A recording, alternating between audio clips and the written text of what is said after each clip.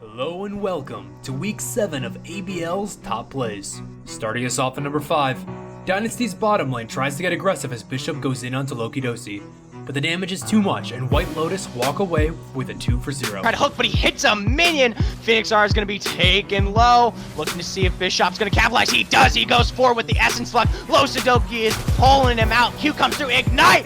The damage just burns. Now D1 Nick is trying to get out. He's walking. The poke's coming in. Good hook, but it doesn't need it. Next up at number 4, Tak goes all in to defend his top lane turret and finds a double kill plus a shutdown. And he would have gotten away with the 2 if it wasn't for Piero. Azuki goes down so quickly. He's already been taken solo by the tower. We see the dashboard with perfect execution. Heimer Doodle now just barely trying to run away. The Q comes through. Tak nasty. The kiting. It's not going to be enough. The heal comes through on the mini wave as Tak picks up another kill.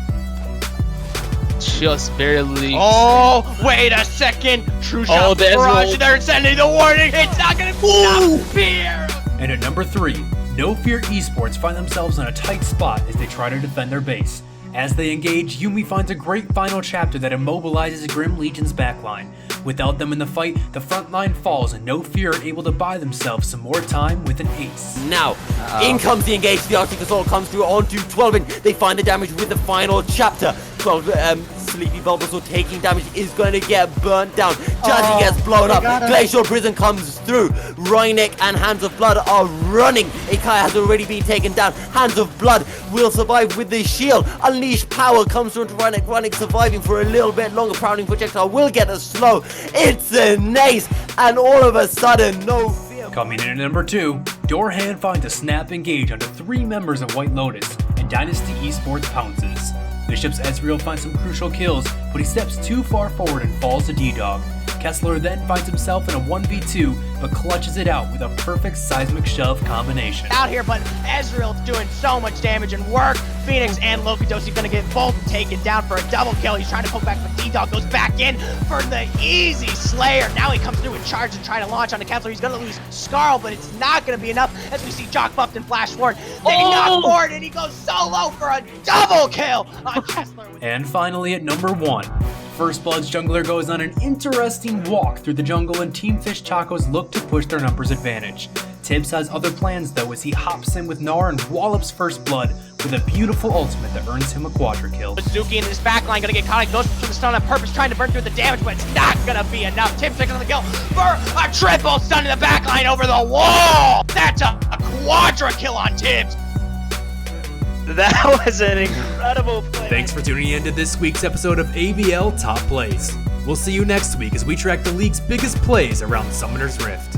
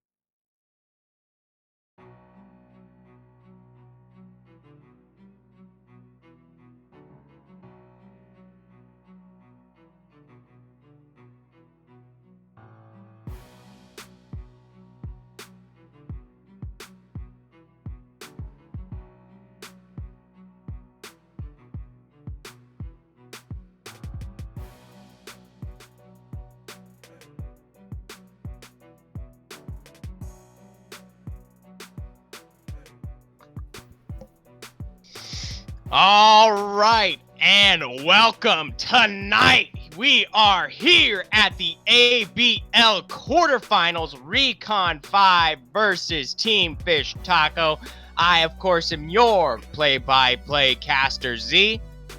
I'm your color caster, Rebel Fox. Welcome. And let me tell you, tonight is an interesting battle, Rebel.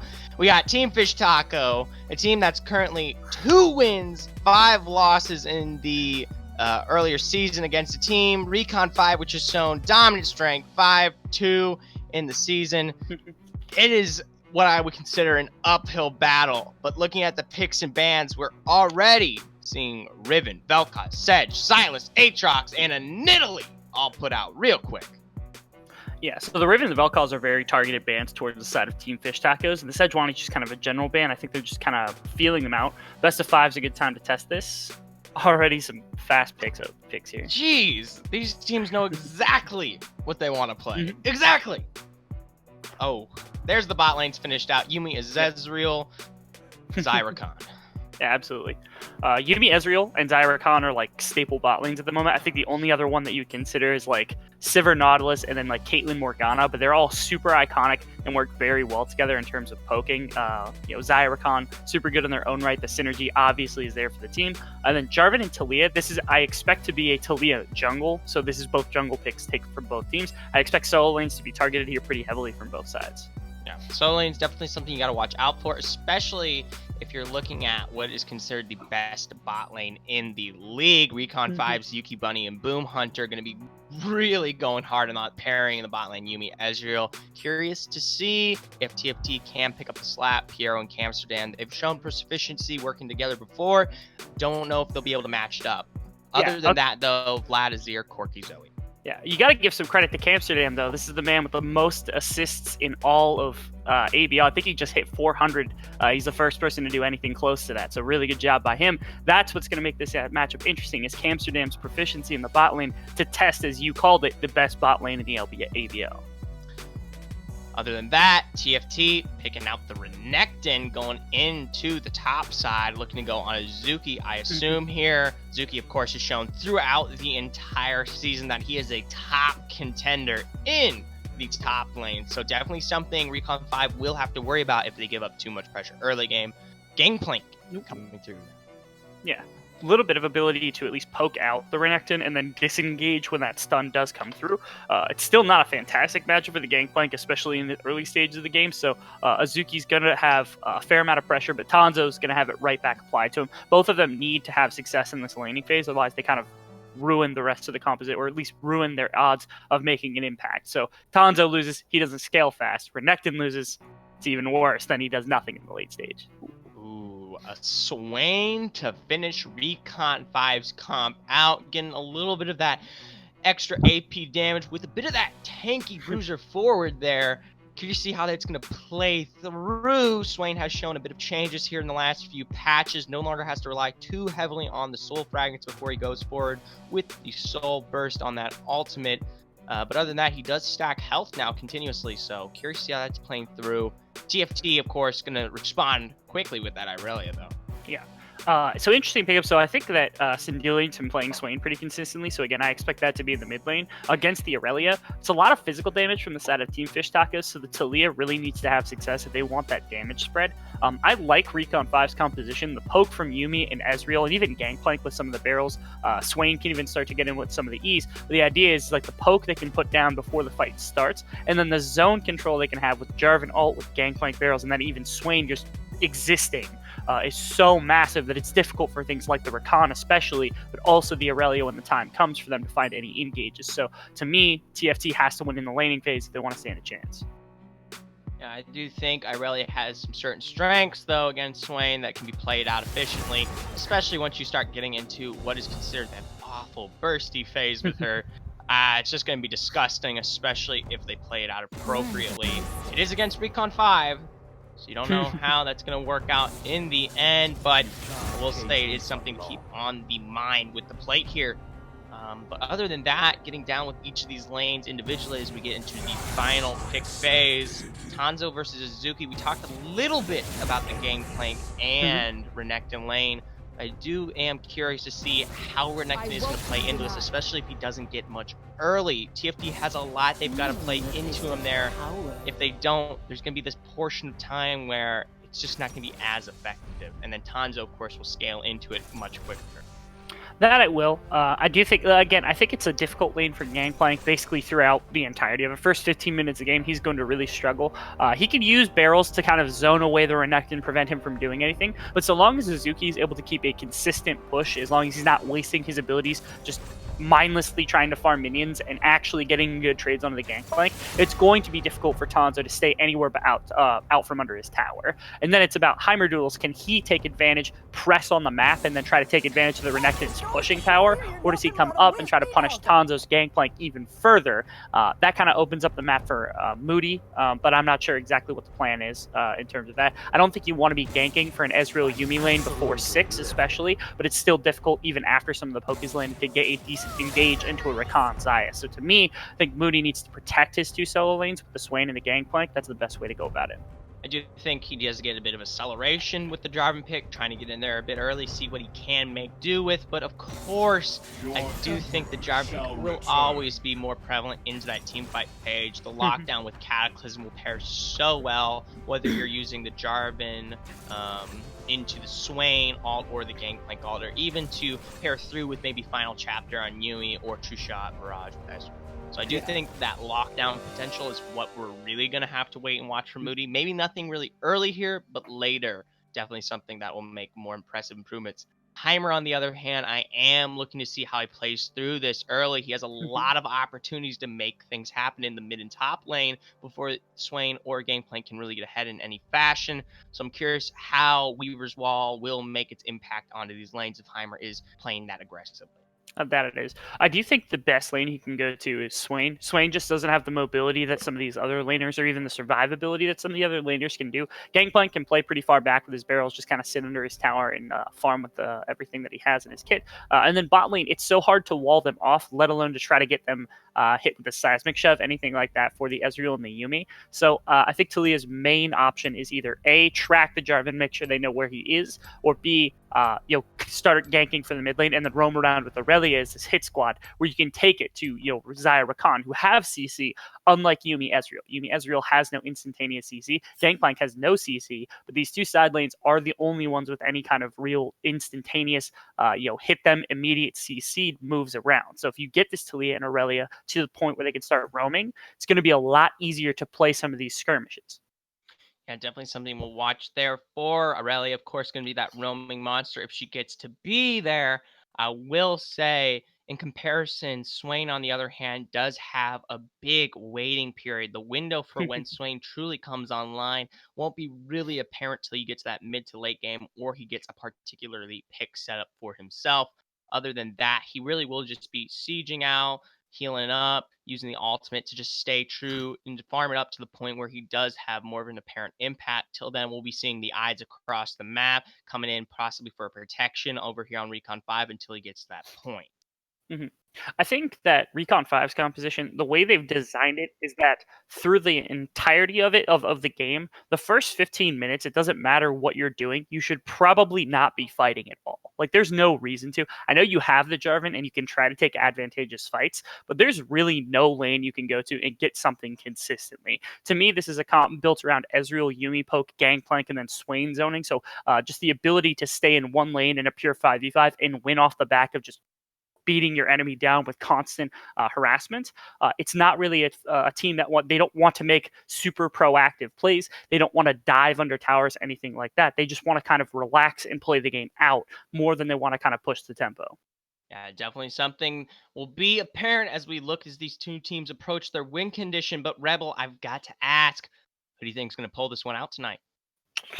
It's tough. I think this one's on the back of Heimerdoodles. Team Fish Tacos is really going to have to rely on him for damage spread. If they don't, it's going to be near impossible to kill either Jarvan, Swain, even Ezreal is going to stack enough armor for this to be insanely difficult. So I think first game goes to Recon 5. All right. That's definitely your prediction. I do think Recon 5 has the potential to really make this work. They've shown in the past season that they are a very, very tough team to contend against with. So TFT definitely has quite the uphill battle against them. I'm curious if they'll be able to pull through game one. They have a short window where they need to make enough work happen against them. If not, Recon 5 will definitely come back and shove a lot harder. And that may lead into a strong game 2 and 3 in tonight's best of 5. That will. Kind of excited to see how it plays out. Both these teams, they want to start off swinging, especially TFT. They came out here with a very aggressive composition, so I hope it works out for them and they can at least make this interesting. Yeah, definitely got to see if tonight will be interesting. But with that, we will be going to a short spectator delay as we wait for the game to load up. So stay tuned as we get into game 1.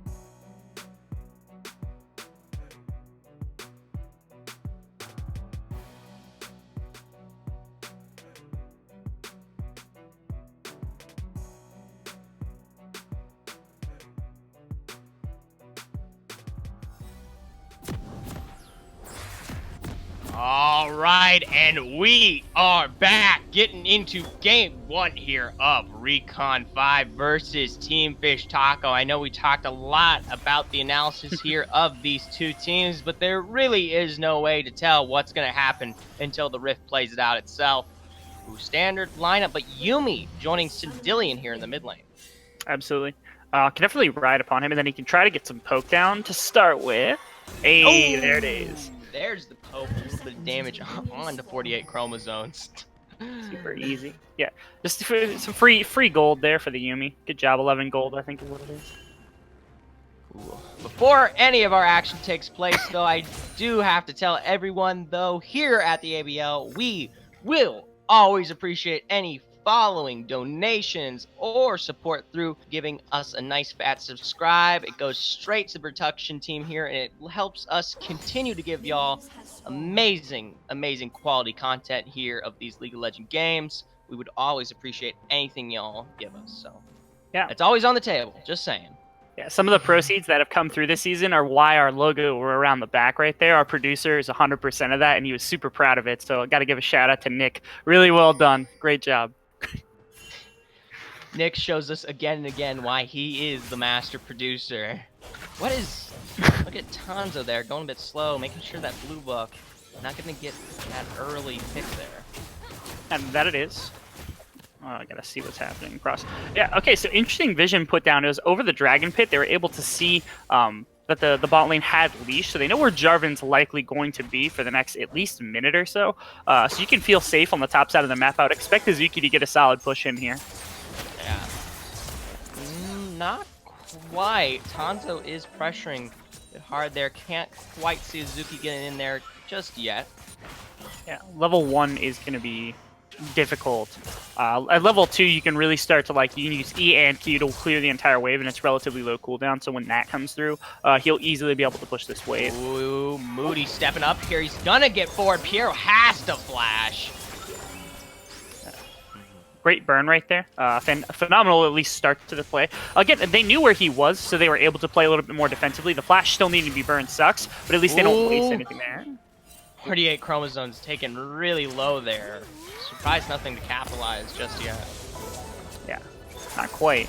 Yeah, there's some pretty aggressive trading from everybody on the map so far, and I'm really liking the pacing. Both teams just not willing to give an inch, especially in game 1. So that's kind of a mindset I want these teams to have coming into the quarterfinals. Yeah, this is for everything here now. If you're out, you're out after this best of 5. So definitely teams playing a bit safe. Ooh, Chromosome's not quite. He's actually moving real hard on top of Sindillion here. Yeah, he's burned through 2 charges of that Corrupting Potion, but then again, so has Sindillion. We see Heimerdoodle is actually up towards the top side of the map right here. Ooh, Azuki's gonna get the stun on top of Tanzo. Heimerdoodle throwing the Q out. He's going low. This may be first blood. Azuki's gonna go for the auto. He tries to get out. It's not quite gonna be enough. Ooh, Chromosome's chasing out Sindillion in the mid lane. He gets out fine. He's poking him back. Ooh, he's gonna be taken real low, especially with that minion wave damage. Oh, a flash has to come through from Chromosomes. Yeah.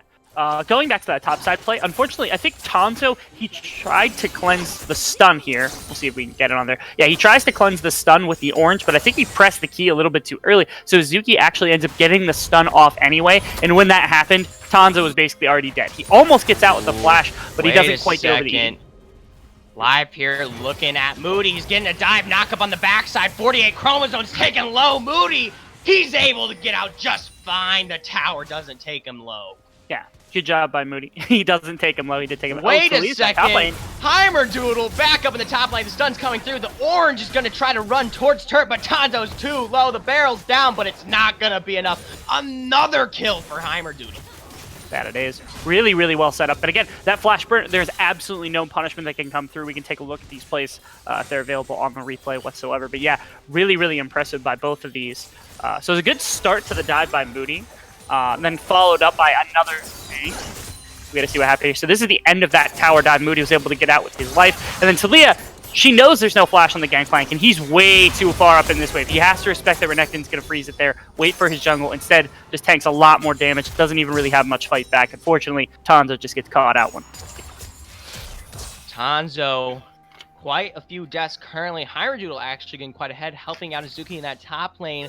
He can make a lot of pressure and movement around the map. He's still sticking red side currently. I would not be surprised if we see another engagement in that top side. There is no ward placed up there yet. There's just Scuttler. Yeah, and again, he is the only real magic damage on the team, so getting him ahead is absolutely imperative. And the other thing is, again, he's attacking his one strong mid lane. A stun coming down on Sindillion. The knockback into the blast there, not going to be happening. Sindillion taken low. Ooh, Heimer is going to get pulled out. He's right under turret. Ooh, 1/4 health for both of them. No one goes down. Really well played there. Wait a second. A chase ensuing here onto Tanzo by the blue buff. Heimer's poking him out. Azuki trying to get through. He gets the knockback. The damage comes through. And Heimer gets another kill. Ooh, Sindillion's out too far forward here. He's going to try to use the ultimate to heal his way through, but Jarvan's there for the knockup. 48 chromosomes taken real low. He uses the W to get out. He's barely low enough. Now Azuki comes through with a stun. He actually is able to pick off Moody. Ooh, Sindillion. He's going to make it under turret. No engage there. Yeah. Another really close fight. This time, Recon in on the back end of something really poor. So it starts off with a pick pretty early on onto Tanzo. He gets caught with a really bad seismic shove, which is rather unfortunate. You'll see that here, right on the corner of the wall. He gets knocked right back in, gets stunned. Insta tries to get rid of it. And then you see, here's Sindelian. He does a really good job zoning off the team. He's so tanky here, but they just can't follow up the kill. This last ultimate charge also just barely does not kill Chromosomes. And then I think it was just Moody got a little bit, too into the play, ends up losing his life to Reneg. Ooh. I will say, Recon 5 playing a bit on the back foot. TFT doing exactly what they need to do. Hard pressure right now, early game, while they still have most of the tools in their favor. Does look like they're possibly setting up for this dragon. Yeah. Again, to me, I think Recon 5's composition isn't built around early skirmishing, so they need to be able to pull off some of these plays. Tanzo especially, he's pushed up, and now he's been caught out in 3 separate fights. This last one, it was very close. If he kept walking straight out, I don't know that the seismic shove actually hits him, but just tried to cut the corner a little bit close. But still, going down 3 times on a champion like Gangplank is unnecessary. You don't have to contest every single fight. You just have to be willing to wait till late game when you get power spikes. Yeah. Here's see how it's going to play through. Tanzo making his way extremely far down by this mid lane. He is spotted out by the ward. Curious what he's doing there. Yeah. Likely just moving up around that side. Yeah. Just kind of sitting here, just waiting for a gank to come out. Well, he does have Cannon Barrage up and ready when need be. Ooh. Did damage on the bot side. Yukiban does a lot. That he does. Not just Yuki Bunny. Again, the poke from these 2 champions is just absolutely monstrous to start with. It's very, very tough to deal with. Campster and Piero are playing well. They're both just 6 now. Yeah, this is where the play engagement forward. He can get both champions so long as he's able to do so. Oh, ooh, Moody in the backline. Final chapter is coming through. Feathers down. Ooh, but the double root from Final Chapter comes through. Campster's able to pick off Moody, but not before Yuki in this backline is able to pick up a kill. See if anything Wait a second, Vanguard's edge coming straight through down on this Sindelian, but Demonic Ascension's coming through with the heals. Chromosome's gonna be taken low. The damage is coming through. He has to flash. Ooh, the suction. It's gonna be enough. Sindelian with that blast finishes the job. Yeah, Sindelian untouchable in the mid lane right now. He is unreally strong. And then again, you see Aurelia bashing him with autos, bashing him with abilities, can't actually do anything. Here's that bot lane fight. Good dive that got kind of stifled here. Here's the ultimate from Jarvan, doesn't quite get either of them. Ezreal's thankfully able to fall up on the backside and at least get the 1 kill. And then again, look at this, multiple autos. I think Conqueror is actually stacked right here. Comes in with the ultimate and the Q. He never walks into the wall, so she never has another way out. So she has to Q to the closest minion. Can't get away. The flash comes through. Flash follow up here from Sindelian as well to make sure he can ult her and ends her. Again, doesn't even lose half health bar. Really, really strong Swain right now. Yeah. Sindelian finally coming online. Possibly after this next back, we'll see his first completed item, but he already has a kill, and Chromosome's put down 0 and 2. No particular minion advancement, just yet, but seeing this Swain make his movement into these other lanes possibly, or as we get into the team fight phase mid-late game, it's going to be something you have to deal with, especially with Demonic Ascension doing so much work. Yeah, and Rod of Ages is a super good item now. They've made it a lot more cost-effective, and it's just a much better item overall. So when he rushes something like this, he becomes not only pretty tanky just from the stats on the Rod of Ages, but he gets stronger consistently as the game goes on, alongside the items he's already building. So it's a really unique build. A couple of mages do it, but really not many other than Swain that are super popular right now. So you get to see kind of what this power curve is going to look like, where it starts high and it just goes up from there. Yeah, speaking of the itemization of these 2 teams, I want to point out Heimerdoodle already opting very early for the Medjais. He knows he's a bit ahead, and he knows he can make some work happen. He's already going to be picking that one through. He's already sitting here in the bot lane. Curious to see how this is going to come through. Moody's stepping up there. He clears the ward. They know he's there. Oh, he's going to get knocked back. Seismic shove doing so much damage. The knockup comes through onto Yuki Bunny. He's going to eat out. Ooh, no quite good follow-up there. True Shot Barrage comes through. It's going to miss Recon. Campstand gets out just fine. Really unfortunate. Just a really good seismic shove there from Heimerdoodles to catch Moody off guard. There wasn't much else to that play. It was pretty straightforward, but still really, really good job waiting in that lack of vision from Heimerdoodles. He's tearing it up right now on the Thalia. When it looks like that Dragon is easy priority for TFT picking up the first objective of the game, all because of Heimerdoodles' immaculate seismic shove play. That it was. You can see a fight here in the top lane. Zuki, he's gonna get the stun, but Orange does so much work.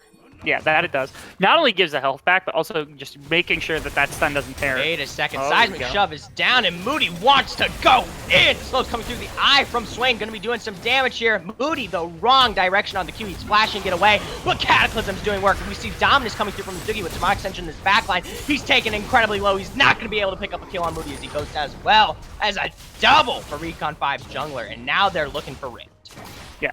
Good to get those 2 kills, especially it was fantastic by Moody. He goes up knowing that it's going to come, goes up to contest that scuttle at least, and then we're going to see what else happens as that goes on. Yeah, we see right here, so the scuttle comes through, the contest here, because he sees the seismic shove goes off. Not enough damage comes out from these little traps here either, so he just kind of autos down Heimerdoodles, unfortunately. Heimerdoodles also flashes, which kind of cost his top laner his life too by blocking him in the box. Burned his flash as well, which is kind of an unfortunate situation, but Zuki just kind of gets in the mistake made by Heimer right there. Yeah, Heimer already losing all the stacks on that Medjai's. Gonna see if he can try to stack this one up back, make some value out of it. Other than that, we already seeing him back down bot lane, possibly clearing out vision here. He does have Weaver's Wall available if he wants to make. He's coming down right now. Yeah, they have vision. They just can't do anything about it. Like I said, Weaver's Wall, the E's already used on Ezreal. Knockup comes through, the damage burning through. Seismic shove compared with Yuki Bunny taken down by Pierre. Now Boom Hunter getting away with the ignite. He's under turret, but it's not going to be enough as Heimer takes the kill. Yeah, pretty unfortunate situation. Again, they saw Heimerdoodles. They actually didn't see him coming up through the jungle. It wasn't until he started walking into the Tribush that they saw him coming. But also, strangely, Yuki Bunny used his E way too early and wasn't able to get over the wall because he didn't have flash available quite yet. Just put them in a really bad situation. So unfortunately, they lose both the lives on both of them because slightly off on that usage of the Ezreal E. Ooh. Zuki versus Tanzo in the top lane. No quite damage comparable there just yet.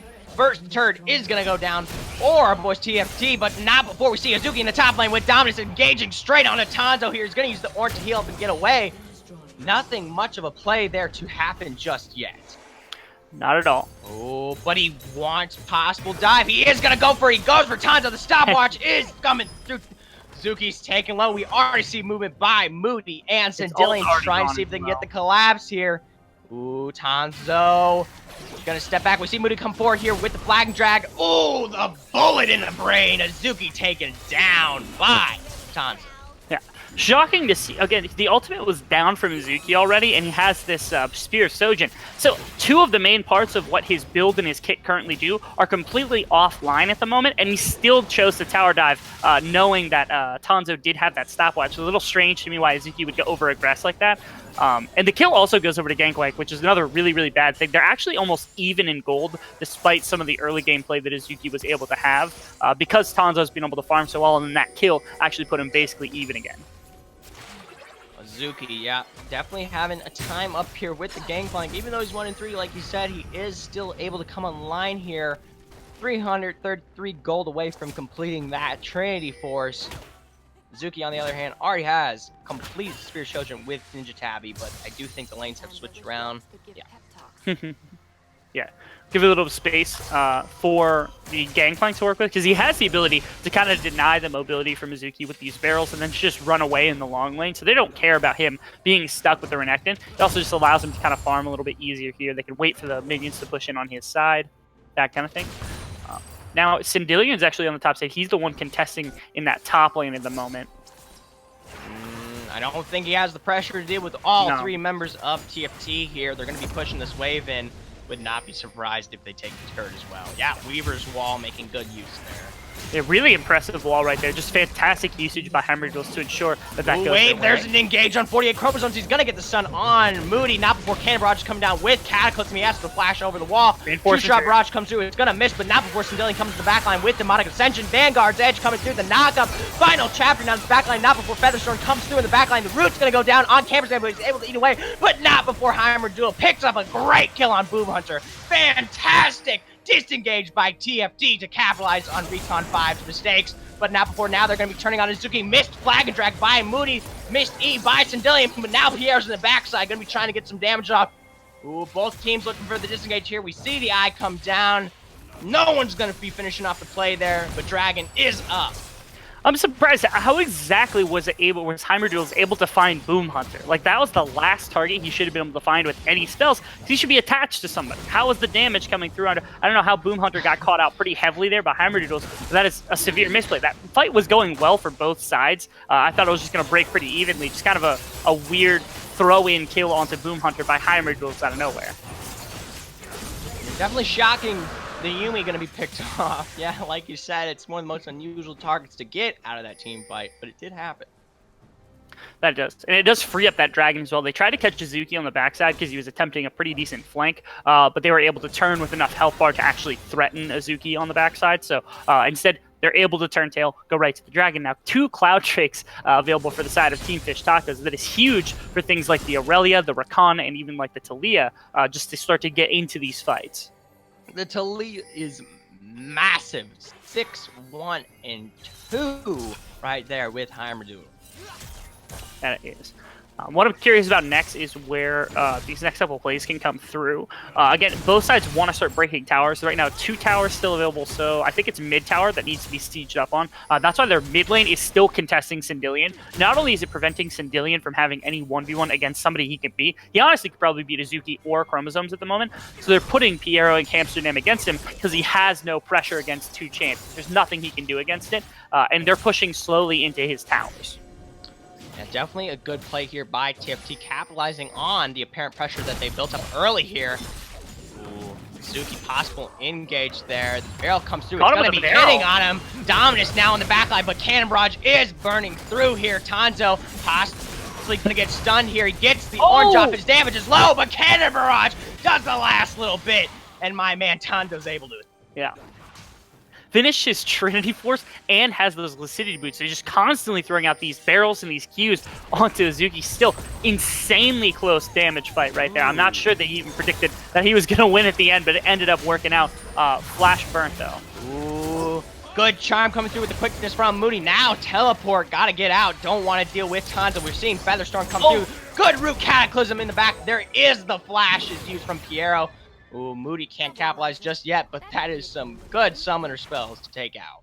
Absolutely, yeah. Taking away the ultimate and the flash from Piero means he's going to be stuck in some of these fights, not able to come back. And then Amsterdam also used the ultimate just to disengage there. Heimerdiels burnt his flash during that exchange too, so quite a few of the flashes on the squishy members means Moody can absolutely get onto the backline and start to like tear through this team if they buy him some time or buy him some damage with the Ezreal, with the Yumi, things like that. Yeah, definitely something to watch out for there. Tanzo, of course, also making the comeback. Azuki not quite able to pressure him out just yet in the game. He's definitely going to be the contender that we'll have to watch out for, especially those barrels start stacking. That it will. Good siege up into the mid lane. Obviously, they have to push the interior tower, and there's Gangplank around, so we should be able to wave clear pretty easily into this. Yeah, TP comes out too from Sindelian, I believe. Amsterdam clearing the vision out there. Moody is going to spot him out. Ooh. Yeah, he's able to get out, of course, but before being seen. Yeah. So now 2 towers to 3. Gold advantage still in the favor of Team Fish Tacos, but nothing massive right now. I really think Recon just needs to start playing around with Swain. I think Sindelian is absolutely unkillable by basically everyone on the side of Team Fish Tacos at the moment. But these rotations that they're making with this Talia, with this Renekton, just putting people in all new places all the time, makes it so hard to predict where their next play is going to come from, where their next kind of fight is going to go to. So Sindelian has to be everywhere at once, and he's not able to. So burning that TP right there, because of the attempted siege into mid tower that got nothing for the side of Recon 5, that is a big takeaway. Because now Swain has to be terrified of when the next fight's going to be and if he can actually show up. I'm loving Boom Hunter here, just switching the targets on Yumi, jumping between Sindeli and Moody. He's giving up on Yuki, probably. No, maybe not. He's looking for the back, I think, now. I don't think Yuki actually needs to be, or my apology, I don't think Boom Hunter needs to sit on Yuki. Again, with the Iceborne finished, not tons of match damage, I don't expect him to get caught out by Talia very often, so as long as he's far back enough, the weight place in Ezreal should be, as long as he's positioning properly, I think Boom Hunter is better on the front line with Moody, with Sindelian, where he can give speed ups and allow him to get in fights faster. That ultimate can come out with that lost chapter, or the last chapter, to make sure that you can lock people down after Sindelian gets some CC, Moody gets some CC. So I think it makes sense to put him on the front line, because other than Aurelia, I don't see anybody actually getting onto Ezreal. Other than that, Dragon coming out here soon. The Vision, of course, is in control of TFT, but we do have Moody Boom Hunter in this backside. Just waiting. Teleport now coming through from Yuki Bunny. Everyone is stepping up. They do not want to give this one up without a fight this time. That they don't. They certainly have a good slow on the PR in the back line. We're seeing final chapter come through. No, not before Featherstone be coming through, waiting with the Cataclysm, but using it. Good damage from Sindelian and Tanzo. Now we see Sindelian flash forward with Demonic Ascension. He's going to be doing the damage to Heimerdill, waiting for the burst. We see the backline. Moody goes forward. That's going to be a shutdown. Ooh, 48 chromosomes taken extremely low as Yuki picks up a kill on him. That's 4 members of Team Fish Taco taken down, and a Dragon as well. Yeah, exceptionally good fight from Recon. Finally want to take a look at that one. Gangplank drops an amazing ultimate into the middle of the team when it starts. So they try to get some sort of weird poking damage onto Moody here for no reason, and then they reveal they have vision directly onto this Talia, so able to get onto them pretty quickly. Zaya, my apologies. And then the Cataclysm comes down in a perfect location. This Gangplank ultimate did quite a bit of damage. Here's Renekton also on the backside, not able to get a flank, and Sindelian just runs down Heimerdoodles right there. Nothing you can do in that situation. Really, really well fought as 5 members, and Moody, fantastic engage to start that one off. Yeah, definitely well played by Recon 5, flexing where they need to flex and putting the carries where they need to be. We do have Tanzo, Moody, Sindelian all starting to come together. Yuki Bunny, of course, scaling as well, but it is definitely starting to look like Recon 5 can take this game as far as they want. TFT definitely has to start playing a little less reactively and a bit more proactively if they want to see themselves making their ways to the semis. Yeah, and after some of the attention that Tanzo received in the early game, I think he was 0-3. He's now brought himself back to 3-3-2 with a bounty on his head. That is really impressive for this Gangplank, and that's a big portion of the team. Wait a second, look at Moody backline final chapter coming out on the Hiram, but not before a double root here. Ooh, he's going to be using the stopwatch to try and get out. Now we see Dominus coming through, but not before R5. Tanzo's going to be taken out. Camps are down. Zuki's now taken incredibly low. Sun comes through, but that's a double kill for Tanzo. Ooh, good kill in the mid lane. Heimerdill picking up Yuki. That it is. Ooh, 48 chromosomes not going to be able to get the stun on R5. Moody gets over the wall with the flag and drive. So they actually just wasted the Seismic Shot. They can maybe look for a re-engage here onto Heimerdoodles. Ooh, possible. Slow is coming down. Heimerdoodle. Ooh, he has come forward with the flash. He's going to be able to get out of there, but not before 40 chromosomes goes in with Vanguard's edge. He's too deep, though. Sindelian picks up that kill. Yeah.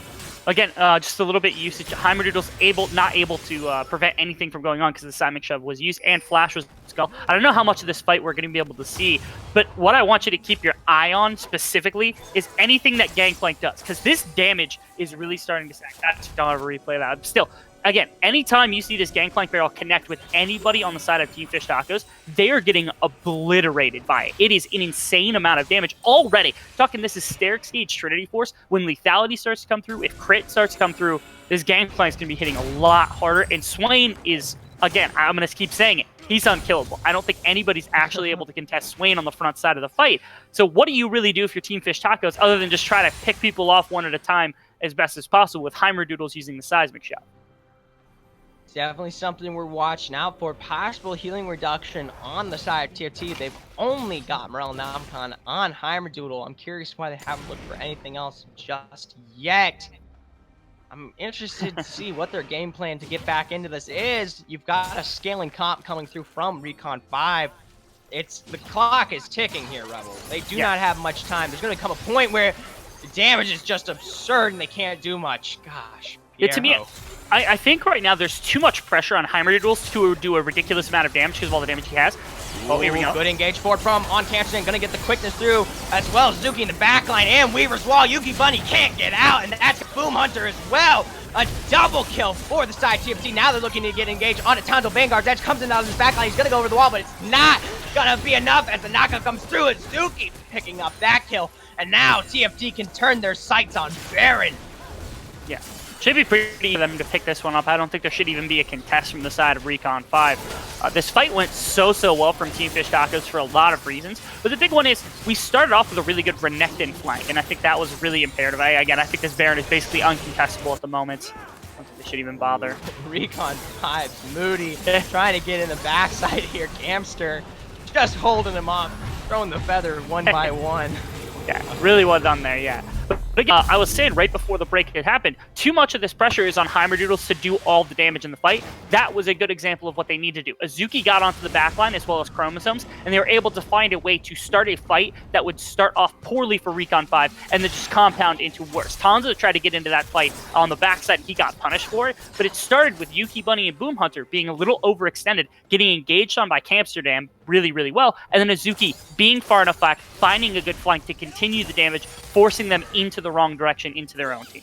I know. Camsterdam, the man needs no introduction. He's a Season 5 champion and currently sitting at #1 on the all-time leaderboard for assists with 397. This season, he's moved from a substitute player to strong star for TFT. He's an entertaining, high-caliber support and one of the fiercest competitors in the scene.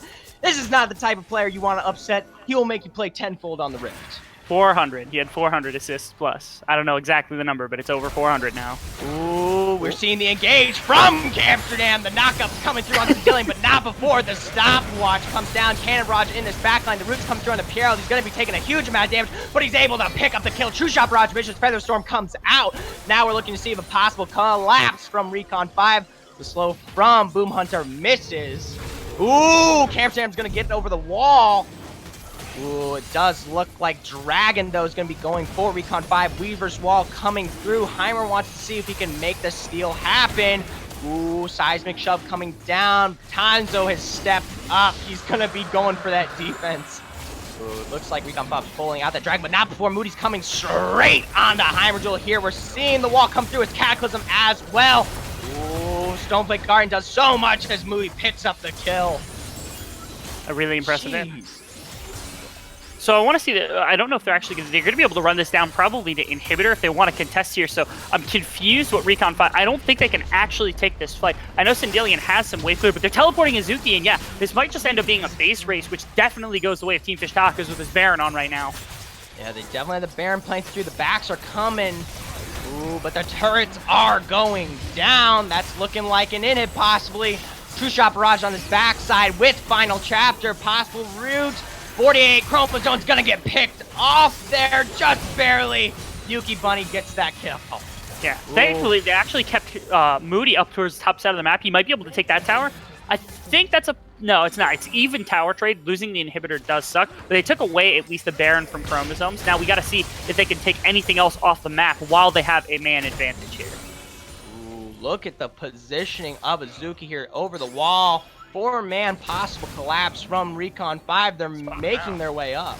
The big minion wave actually top lane. I don't think Azuki can also walk up to contest that right now. So they might just look to collapse on top side of the map, especially now that they know Heimerdoodles is bot lane. This is a pretty easy play for them. Ooh, we're going to see Dominus come through from Azuki. He's able to get out back there quite quickly. Not looking for the engage. He does have Amsterdam there as well as Piero. His turret won't go down without a fight, I'll tell you that. That it won't. Thankfully, there are 3 members still here.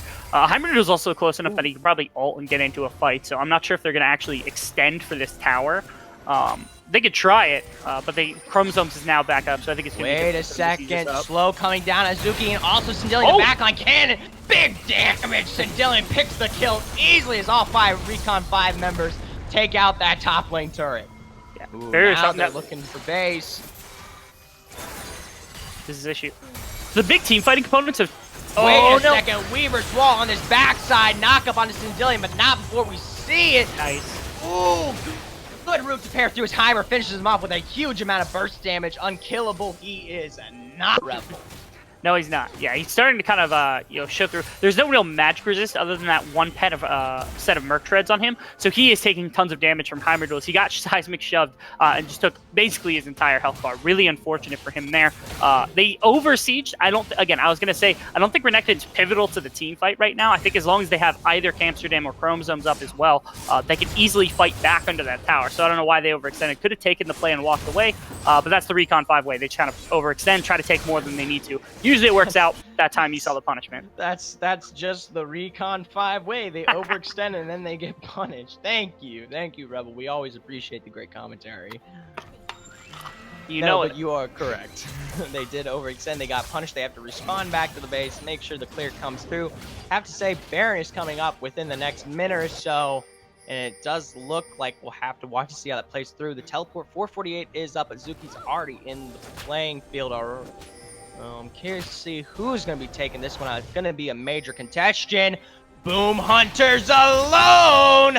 Ooh, the damage comes through as Heimer picks up the kill before Moody can respond. We're going to see the charm now with Camstram in his backline. He's going to get the knockup. Moody's going to be taking low. The stone plate comes through. He has to flash over the wall to get away, but not before a great root comes through from Syndillion.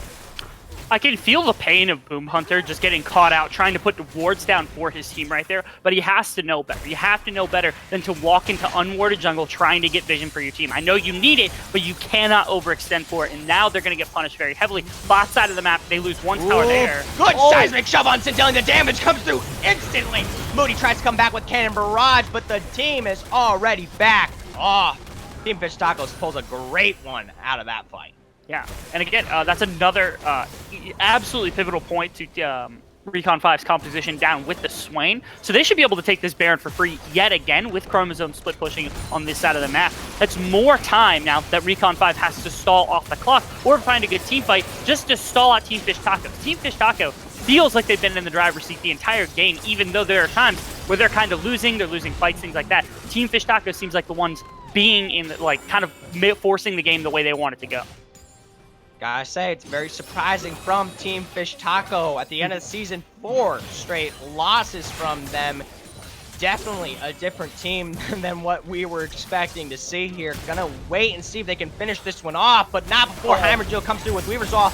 Amsterdam gets a great knockup on Tanzo. Vanguard's Edge comes out as Chromosomes gets the kill. Now watching as Syndillion coming through with Demonic Ascension, looking to get a kill on this backline, but he is slowed and stunned. He cannot make anything happen there as he's taken too low. Dragon as well for Team Fish Taco. Yeah, and again, the Recon 5, they attempt to respond to that play. Tanzo was a little too far up, trying to push the wave way away from the tower, so they don't have to worry about it getting pushed in. But by doing so, he overextended. Then they doubled down, throwing Syndillion into that fight. I think maybe Boom Hunter came with him as well. But there is nothing that can be done after that, and they're lucky they weren't punished even further by losing Syndillion or Boom Hunter in that same fight. So thankfully, they don't lose more, but overextending is Tanzo. They just lost Baron. They need to stay closer to their base. They kind of have to reel in. Again, this isn't a comp that wants to be out fighting. They want to poke with Ezreal, with Gangplank, with Yuumi before fights start, and then just let everybody clean it up. Yeah, definitely been seeing quite the aggressive play from TFT, just going for these picks the minute they see them, and as a result, like you said, the poke has not been able to have the time to come through from Recon 5. Ooh, making a split 2-2-1 push here. All these lanes, possibly going to be seeing all members up in the top side as that wave comes through. Yeah. The one positive is Inhibitor's back up in the mid lane, so there are no super minions crashing at the moment. And this Baron buff, I think, should be gone at least relatively soon. I don't know exactly how quickly, but it shouldn't be up for much longer. Best case scenario, they probably get this top tower here, so they don't break the base any further than it already is. 4 members of TFT making their way down the top side as 48 Chromosome is pushing this one out. If there's any time need be, this has gotta be it, Rebel. That it does. Now, again, if you're on the side of Team Fish Tacos, the best way you could take this game is try to force down this inhibitor because you just have a ton of damage. If you aren't letting them poke you and you just run down mid, literally run it down mid, and not get poked, if you're able to prevent that from coming out, then you can take this inhibitor for basically free with your Renekton, with your Aurelia in front of you, without having to worry about the damage coming onto Xayah or onto Talia. So to me, I think that's their best course of option. That's what they're setting up for here. The vision's in the area. Ooh. Speaking of setup, just watching Moody on this backside. He possibly wants to make an engage with Blackline, but that's before we see Heimer come wall. Demonic Ascension isn't going to be saving Zendilian as he so quickly. We see Cataclysm in the backline with Stormplate Guardian, but he's just burning down. Tamastram is able to get out, but now Fruity goes down. Ooh, big damage from True Shot Barrage, but it's not going to be going for the finish. Yuki Bunny in his backline is going to get knocked up by Camstram as they go for the finish. Now Tanzo backing up with Boom Hunter. Vanguard's edge is missing from 48 chromosomes, but the minions are coming through now. TFT has 4 members. Tanzo, Boom Hunter are up. Can they make the clear? Can they make the play? Poe coming through. Freimheimer. Ooh, Tanzo missing the barrels. The minions are making their way down ever so slowly. A root comes through. He's going to be able to orange out of it. He's trying to do some damage, put the poke onto there, but the stun comes through as we see Featherstorm as well. He gets just absolutely burned, just like the Nexus, as Team Fish Taco surprisingly takes game 1. I expected it to be a really good series, but everybody, I don't think there's a single person out there that was thinking Team Fish Tacos really was the favorites in any rate. I think Recon 5 came in as very clear favorites to this series, as you've been saying basically the whole time. They came out swinging. They bring out Talia. They bring out a very aggressive composition, and it works out for them. They end up being more proactive. They end up making the better plays, rotating around the map to make sure that mid-game went their way or at least stalled out where Recon 5 was strong, and they were able to find the place to prevent Tanzo from really getting involved in some of these fights. Really, really well played from Team Fish Tacos. Team Fish Tacos showing that they're not down for the count just yet here on the ABL, and they're still vying for a position in the semis tonight. We'll have to see how it plays out as we come into game 2 here. I'm sure Recon 5, like you said, is going to be making their way back into it possibly. But with that, we're going to be taking a short break as we load into game 2 here. Stay tuned.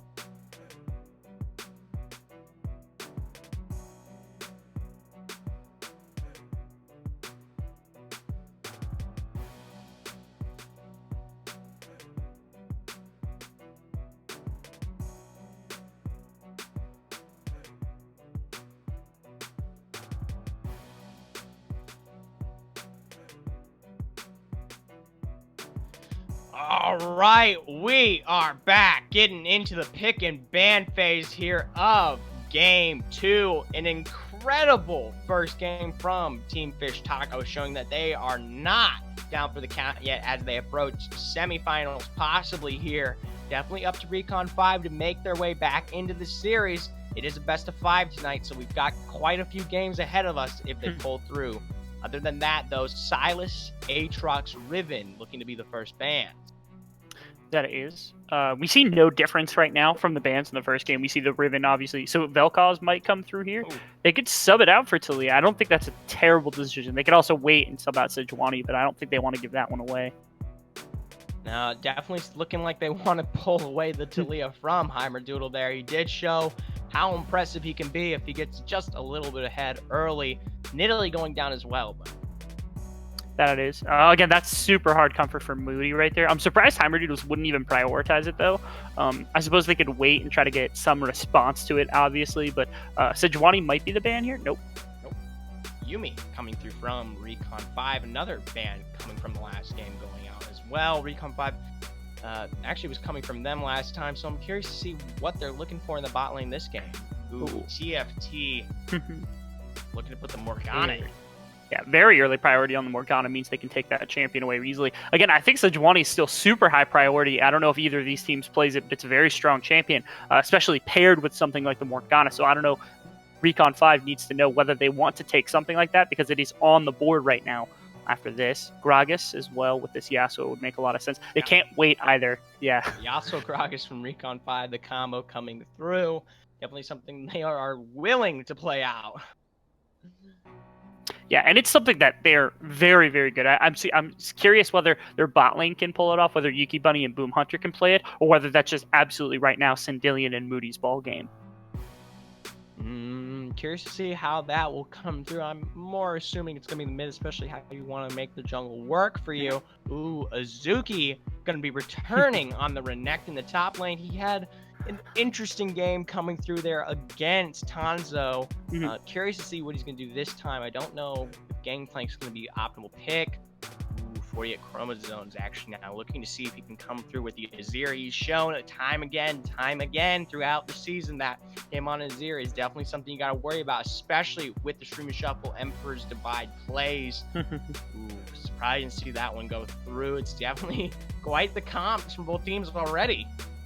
That it is.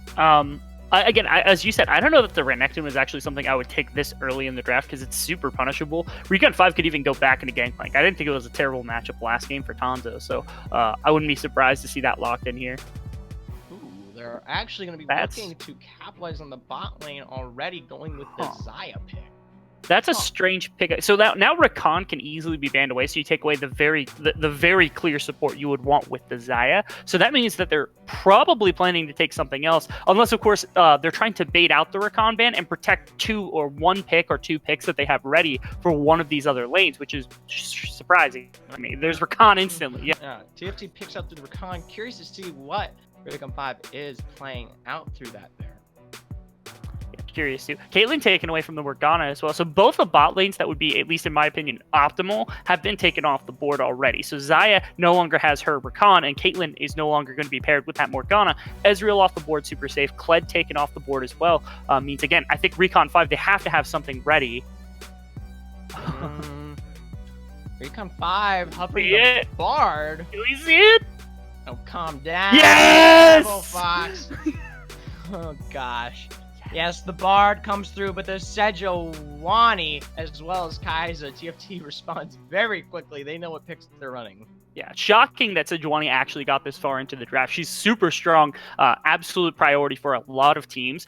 Getting it this far, they might have baited out Recon 5 to not banning it by thinking they don't want to play it whatsoever. So in this case, I think that was really, really well done by them. Locking Kai'Sa, Sejuani, and Morgana over this draft, really impressive.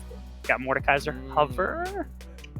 Mordekaiser Hover, I do think it's going to be played through. Recon 5 bringing Mord into the top. Yeah, I like that a lot. I think that's a champion that Tanzo can really succeed on. It's something like Gangplank, where it can scale pretty well, but I think it fights much better into Renekton early, and it does a lot in team fights in terms of just its presence. So Gangplank is a lot of damage and having barrels and such, but having a Mordekaiser is something just so terrifying. You can pull somebody out. You are a massive presence in terms of AoE. If that passive starts proccing, it is near impossible to prevent it from just destroying your team. So to me, Mordekaiser, it's a lot more akin to what Renekton wants to do. It's just better at doing it late game and a little bit worse in the early game. Ooh, all these ultimates from any of these champions are just disgusting. I mean, Mordekaiser, of course, has the Realm, Bard coming through with Battle, Gragas, he also pairing Zyra's Featherstorm, Kai's Killer Instinct. There's gonna be such a team fight potential at any given moment from Recon 5 or TFT.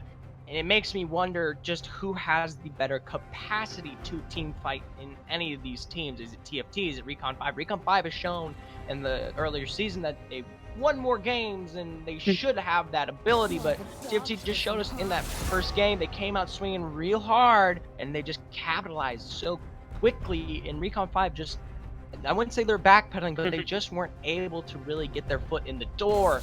So, not really talking about the matchups, but the win condition as a whole, you definitely want to see who can pull through these team fights. Yeah, and the team fight right now from the side of Team Fish Tacos just looks so ridiculously clean in terms of you have Azir, you have Kai'Sa, you have Morgana to protect some of the team, Renekton, Sejuani. These are pretty standard team fight champions. I would say Renekton's the one that kind of deviates from that plan, but it's certainly not a team fight champion with the AoE, the things you can do on the Renekton.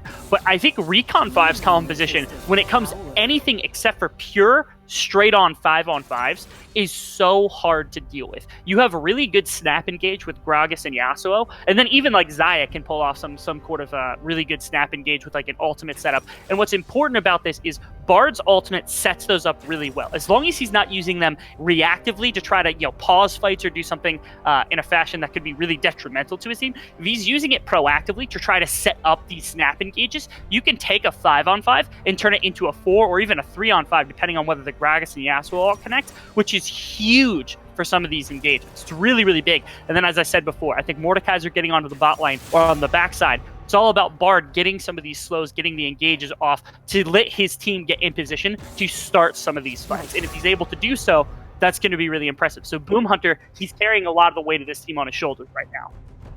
Ooh, I always hate hearing that, but it's definitely something we have to watch out for.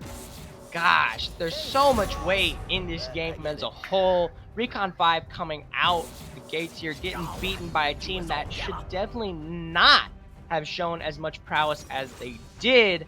And I'm curious how they're standing there as just a whole, as a team mentally. And I'm curious if they can make the rebound here into game 2. Like I said, Game 1 had some strange champion picks. I wasn't really sure about the Ezreal Yuumi in the bot lane, coupled also with like the Gangplank. It seems not like them to play something a little bit more scaly and a little less like aggressive in terms of like everything else, all else considered. They were able to pull off some good things, but again, it kind of goes against the grain of what we've seen them succeed on. This is a lot better than that. Things like the Xayah, the Mordekaiser, they're really good at team fighting, can get really aggressive and get in people's faces. And then the Gragas Yasuo for Moody and Sindelian.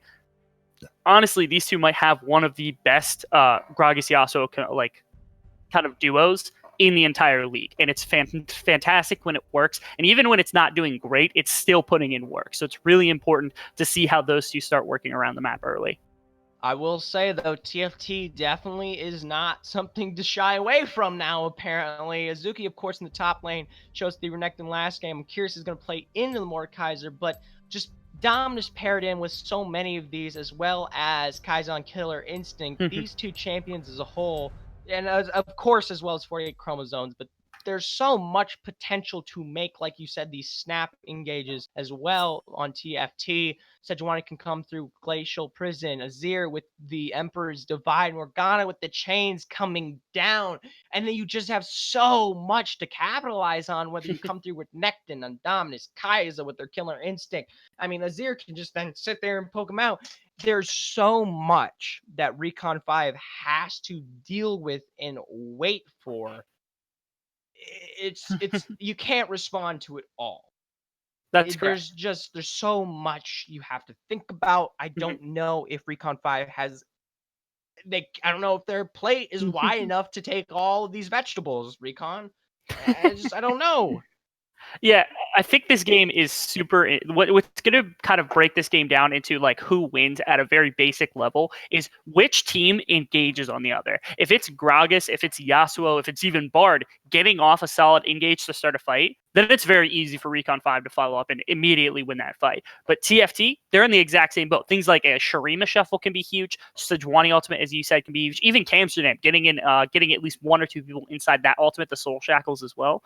That could also be a really big play for the side of TFT. So again, it's about who gets the engage off first. I just think TFT's composition, it's harder to pull it off because there's so much like fast engage. Like I said, it's just a Gragas barrel that goes right into a Yasuo combo and then even into a Xayah combo. And then you have things like Bard can kite backwards, Gragas can kite backwards, Yasuo has the wind wall to protect against projectiles, so things like the Sejuani ultimate can be blocked, and then Xayah's ultimate makes it super difficult to like actually get engaged from the side of TFT. But if they're finding them, they win these fights very easily. It's just about who gets the engagement off. I will say it's something we have to watch out for as we make our way into these games. These teams have amazing fighting comps and they can do so much work. It's just about the timing, positioning, flanking, just everything has to be immaculate in your team fight sense. But with that said, I have a few announcements here before we get into our little bit of delay. I do want to announce, of course, that we do, as y'all have probably been seeing in Twitch chat, have betting going on. All you have to do is type !bet, the name of your team, TFT or R5, and the amount you would like to bet. Of course, whoever wins our points contest at the end of the season will be getting a cash reward, I believe, of $10. And then other than that, I know we talked about a little bit of the support we love here on the ABL. Want to give a big shout out to FS The Mad Show, Ooh La La La Ooh Woo, Sweet Prostate, and Force Beards. All of you, we appreciate the following. It always helps us out here, and we love every ounce that we can get. But other than that, we will be getting into a short spectator delay as we load into the games here. Recon 5 has a lot to play for, and TFT has to come out swinging just as hard as game one. So we will see as we'll be right back. Stay tuned.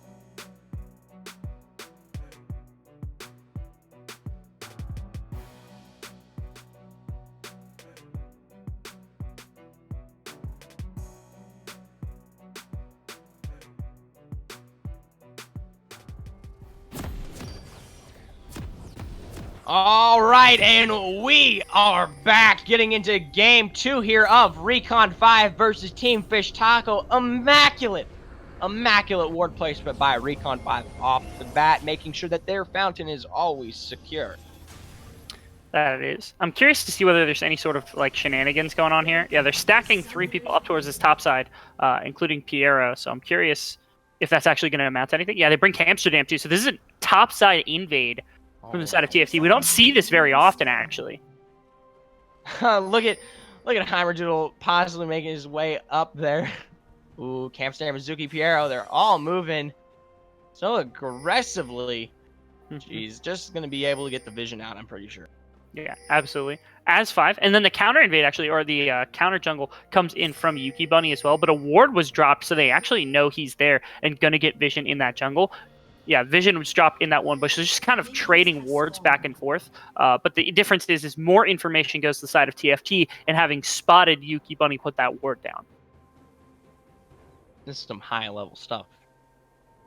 Some high level stuff. This is some high level ward placement. Jeez. Here's the thing: is the information's really good to have, but it's how they use the information that's really important. They have no idea on the side of Recon 5 where those wards went. They have assumptions of where they are, but they don't know exactly where they are. Whereas on the opposite side, they know where the wards have been put down and how to avoid them potentially. So we'll see if Heimerdoodle actually wants to do that, or if he's just going to stick to a standard route. Yeah, curious to see how he's going to be making play out here. Of course, Sejuani, a very, very, very champion compared to the Talia. Curious to see how he plays through on it. One thing I want to point out here is the lanes. We have Tanzo versus 48 Chromosomes and Azuki versus Sindillion. They switched it up a bit. Yeah, I don't think that's a bad choice. Renekton right now actually slams Yasuo on the laning phase. It is really, really good laning phase for Azuki on this Renekton pick. It also shuts down Sindillion mildly, because usually he'd be able to at least contest his ear and potentially engage on his own, so long as he plays around the Emperor's Divide. But with this now, he can't really beat a Renekton at any point during this laning phase. So now Moody is required for him to have any sort of presence here in the mid lane, that is. That does open up Chromosomes to being abused by Tanzo, but as you can see, it's ranged champion versus melee. So this is tough for Tanzo to deal with, even with a champion that can aggress against the Azir. Jeez, TFT already big braining this one out, of course, showing that they do have plans. Oh! Jeez. Boom Hunter, showing why there's a boom in his name. Piero taking a big chunk there. Yeah, Bard exists as a champion, by the way. I love this champion because he just does so much that other supports really wish they can do. He can enchant, he can do damage like that. He's just an all-around, well-rounded champion. You'll see that throughout the game. Big damage onto Sindillion here through that stun. He's taking a half health, and like you said, this is why Azuki's in that mid lane. He just slams on the Yasuo. Yeah. The only time that Yasuo can even contest against this Renekton is when that speaking of contestation, we're seeing the Predator coming through from Moody. He's gonna get the knockup onto 48 Chromosomes. Flash comes through for an amazing stream shuffle. Pull from Konzo misses. Really impressive shuffle right there from Crow. So he flashes out and then immediately uses the soldiers to get out and around. So that flash wasn't really impactful on its own, but using it alongside that shuffle was super clean. And then unfortunately, Tanzo had a really good flash on the response. He knew it was coming, just threw it in the wrong direction. Ooh, good damage on the Boom Hunter there. Ignite comes through as well as the W. Jeez, the flash had to be used. Yeah. Respect flash from the Bard there to protect him. Obviously, he was going to get rooted up from the Morgana if he didn't waste that right there, or at least use it in respect. So I do appreciate that Boom Hunter is willing to do that. He's trying to get some auto attacks down. It's just not working out so far. A lot of poking going out back and forth between all of these lanes. I do like to bring up the fact of just the interesting pressure that we saw Azuki and Heimerdoodle exerting onto the Raptor camp there. Stepping up, getting into that jungle because they know they can't be contested this early.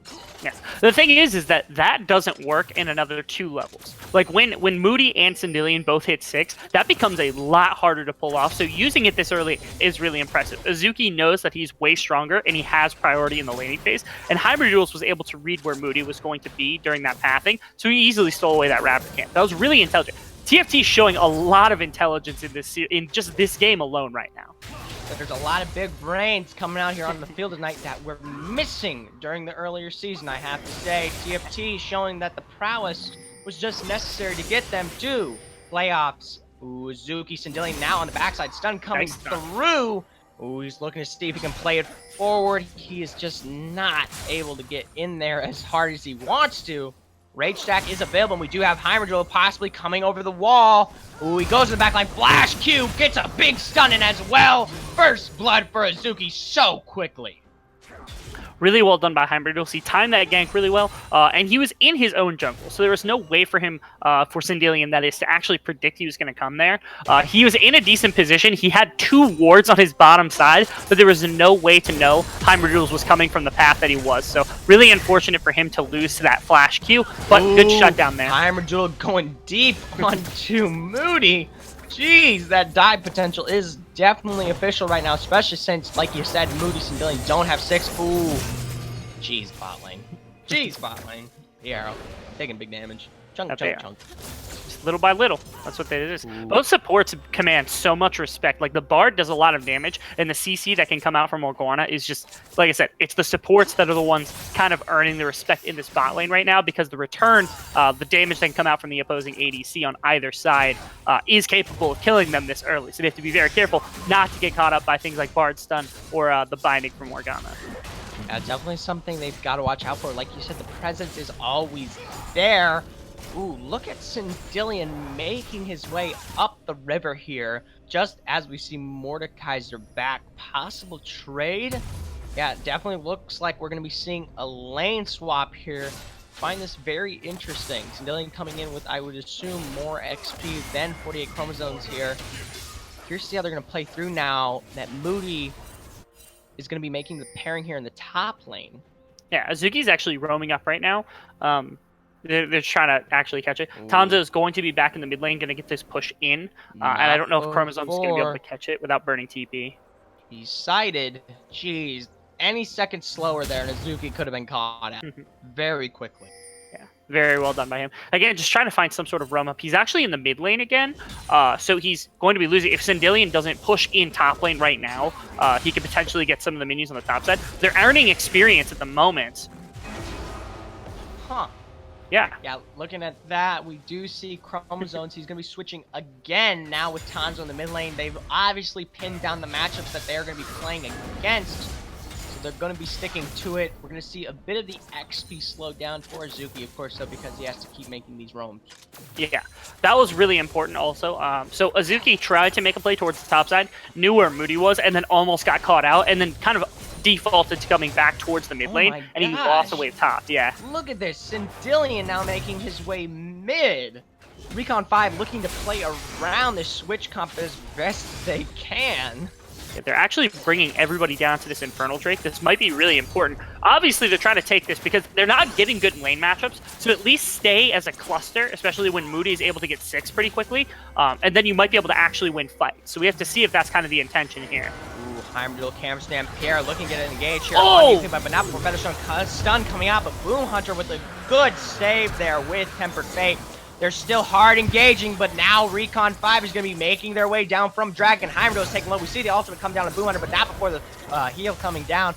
Good route onto Moody, but before the double knock-up with the barrel on Amsterdam and Piero, and that makes a double for Recon 5. Ooh, and a teleport comes so quickly top lane, so our boy Azuki can't capitalize. And that's the snap engage that you're talking about right there. That was really, really clean in order to be able to do something like that. Dragon being taken, and I think TFT knew it was going to happen, but instead of contest for the Dragon, because they were outnumbered pretty heavily, they try to turn onto the bot lane of Recon 5. And because of that, they got stalled out, as you said. The ultimate from Xayah, the ultimate from Bard, and then the flash from Xayah completely keeps them away. 3 kills over to the side of Recon 5, and now they might actually be able to pressure this bot tower for a little while, just going to get the 2 plays and walk away. I'm curious to see what TFT is gonna do here. They of course do have a good potential to scale up later, but any aggressive shutdown, Sindelian of course on the Yasuo, Tanzo with the Mordekaiser, and Yuki on the Xayah. These are all champions that can make work happen. Oh, good Emperor's Divide from 48 Chromosomes. Azuki now in the backside. Sindelian gonna be using the Tornado. Oh. Baited and outsmarted. Jesus, Sindelian gets out so quickly. Wow. Very clean play by him. Yeah, absolutely. It was also just kind of poor judgment from the side of Azuki and Chromosomes right there. They both committed to walking down when they didn't see him at all. He turned back into a lack of vision, and instead of assuming, oh, he's going to turn back to mid lane, they both walked down. I don't know why they did that to start with. But. Good engage from Hyrule, but it's paired quickly with Moody. Good Temper Fate now. We're going to be looking to see the stun double. Big damage coming through. The flash comes from the forward. Yuki Bunny gets the kill on Camstone, but the barrel's in his backside. Moody's taking it incredibly low. He's going to be using a stopwatch. Good knock up to pair through, and now Piero is so low. That's a huge triple kill for Yuki Bunny. Yeah. And again, that's all about the Bart. He's able to set up play after play. Moody was able to get into that fight because of the portal, and then the ultimate's able to set up Yuki Bunny on the big stun and then into the rest of the damage that he was able to put out. Didn't even have to use the ultimate. If he sets up the ultimate, he might actually immediately kill both Piero and Amsterdam before that fight even starts. But still, really well done by everybody right there. I don't know how Moody got out of that alive, but he was able to pretty quickly able to keep himself there. So again, play after play, these snap engages getting set up. Really well done from Recon 5. Jeez. Definitely Recon 5's territory now in game 2. CFT playing on the back pedal for a little bit. They've got to wait, scale up, and definitely start playing a bit proactively. Recon 5 definitely showing their strengths here as they make the move very quickly early. Showing 6-1 right now. Ooh, good engage from Hyrule. He's going to come through with Glacial Prison on it. Tanzo, not before they're going to be taken into the Death Realm. Ooh, Tanzo can't make the move under turret, though. Ooh, he's going to be flashing over the wall to get away, and now protection. Predator's here, too. Jeez. Yeah, that was a So nice smart. outplay by Tanzo. Yeah, super, super smart from Tanzo right there. The ability to not only know that he's in trouble, but also that he can't just run away because they didn't man.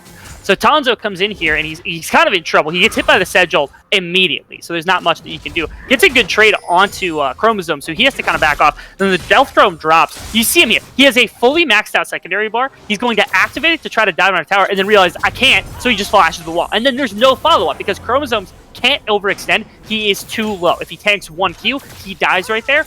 Really good job by Tanzo just playing on the fact that he would kill Chromosomes in that situation.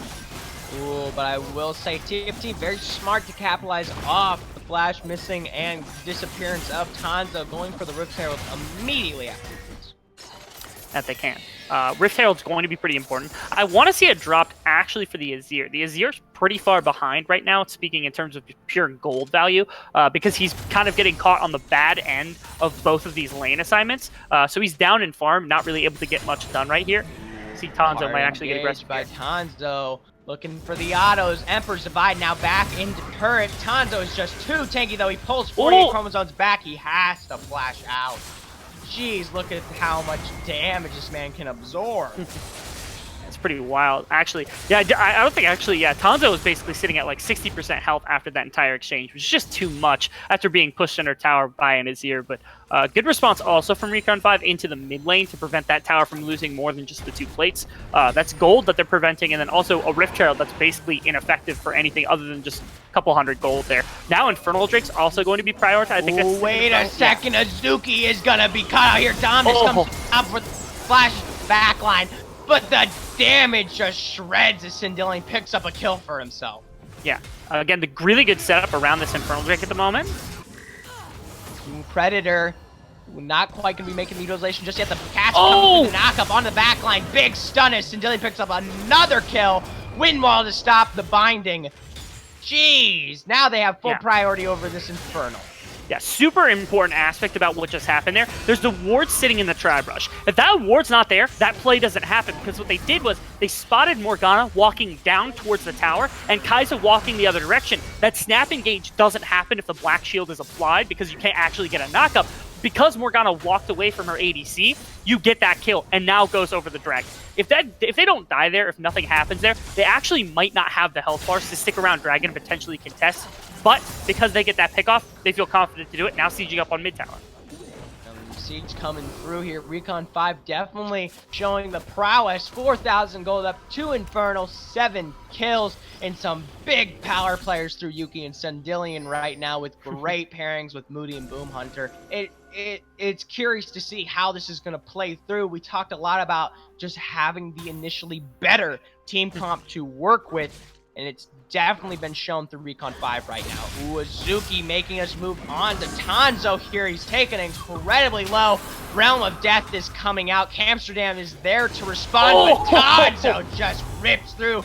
Ooh, Tempered Fate not gonna hit because of Black Shield. That's all right. Not a terrible thing. But again, that's the power of Tanto at the moment. He's just able to do ridiculous damage on this Mordekaiser with absolutely no ramifications whatsoever. Speaking of Tanzo here, good chance to get caught out. The knockup's gonna come through as he's also moved from the binding. Azir's now in this backside. Stun comes down so quickly. Azir's gonna be picking up the kill. 48 chromosomes. Now TFT possibly looking to rotate further in here, but they cannot make their way into the line. That they can, but there's nothing really to take on the side of Team Fish Tacos. They didn't really stop anything. The only push going on was Sindillion on the bottom side of the map. They didn't really get anything other than just a kill gold for that, so you're fine if you're Recon 5 for giving that up. It was not bad. I don't know if any summoners, yeah, no summoners were burnt on either side, which is really good, so just the kill gold going over. Solid for Team Fish Tacos. Ooh, Moody gets the flash knockup onto Piero. Spell immune from Black Shield, make sure that the ultimate isn't going to hit. Good damage as Amsterdam and Heimer come through. Ooh, just a huge chunk there onto Moody as he outstepped just too far forward. Yeah.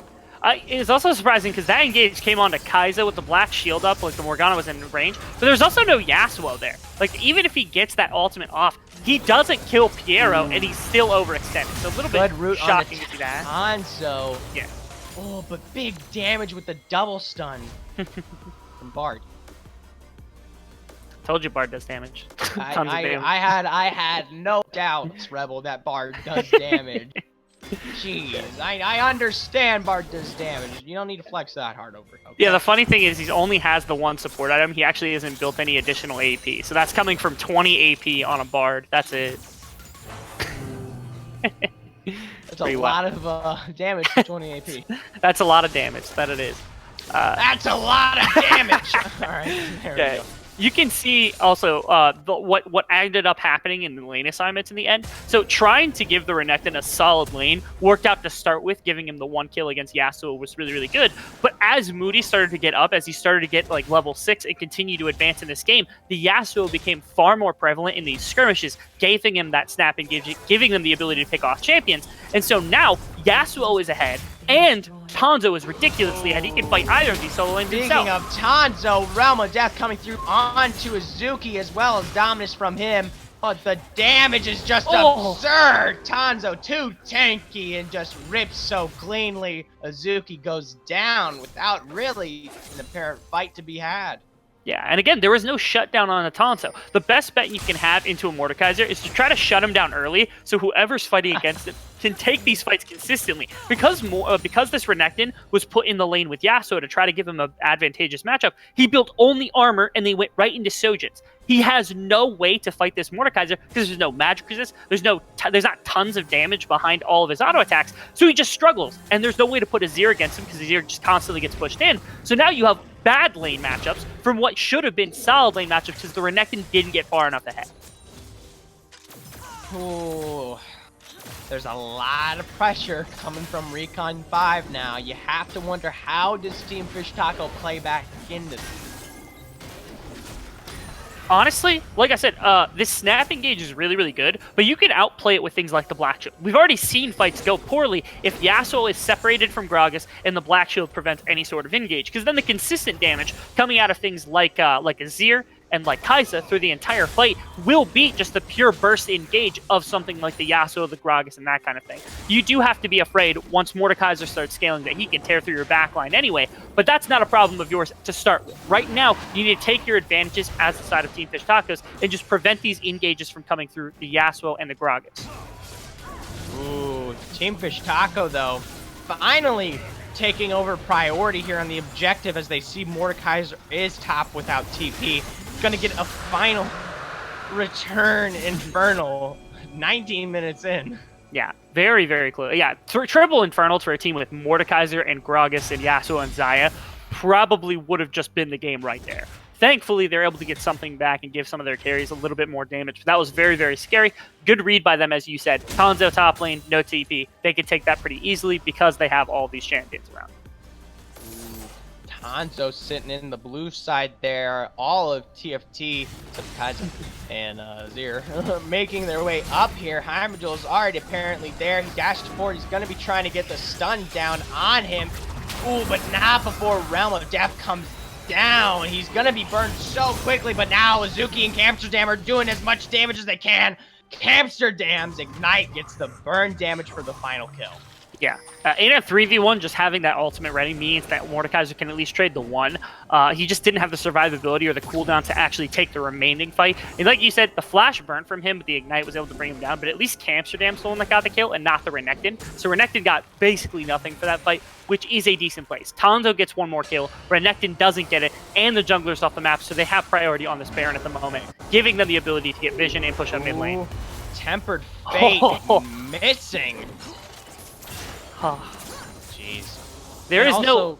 Wait, yeah, hold go on. ahead. I'm going to bring this back real quick. Sure. I heard something you said. It's really great that Amsterdam picked up the kill and not Azuki for Recon 5. But do you know what kind of man Amsterdam is? You've already stepped too far forward now. TFT is going to be absolutely absurd now that they pulled through with that. I'm sorry, what did you say? What is going to be absurd? What do you mean, what did I say? I said Amsterdam is going to be absolutely absurd now. I mean, yeah, he has some more gold in his pocket. He was able to buy a stopwatch off the back of that, which is going to be good for at least one engage and can set him up for more things later. But not having it on Azuki means this side lane's still going to go very much in the pressure of like Tanzo. So when Tanzo has CP, he just out-pressures just you everyone. wait. Just you wait. Just me wait, okay. Just you wait. You will see the absolute legend that will unearth from Amsterdam here, as TFT is going to be making their parent move on Baron, already setting up a lot of vision. That they are. Again, that's the response vision. So the push in came from Recon 5 after Heimer duels went down. They come in, clear it back out. But now, Recon 5 actually didn't back off of that, so they don't have wards to work with at the moment. So they're kind of stuck in this weird position where they want to have wards around the Baron, but they're going to have to deal with shallow wards for the minute. That's where they're putting. So they want to protect their side of the jungle to make sure they don't die. Hyrule not going to get stunned out there. They are continually contesting this vision. Jeez. Very aggressive to get this out there. Ooh, Tanzo over the wall. He's waiting. Oh, no, not able to get him. Doesn't get the pull. Feels pretty bad, but still very, very close. Again, I don't like Azir can't really contest Tanzo anyway at the moment.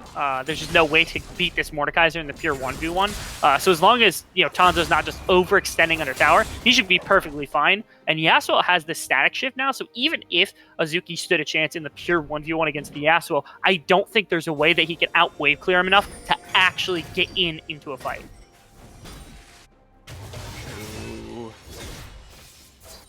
Not quite sure what Recon 5 is looking to do. Of course, they're waiting for the possible engage onto this Baron here.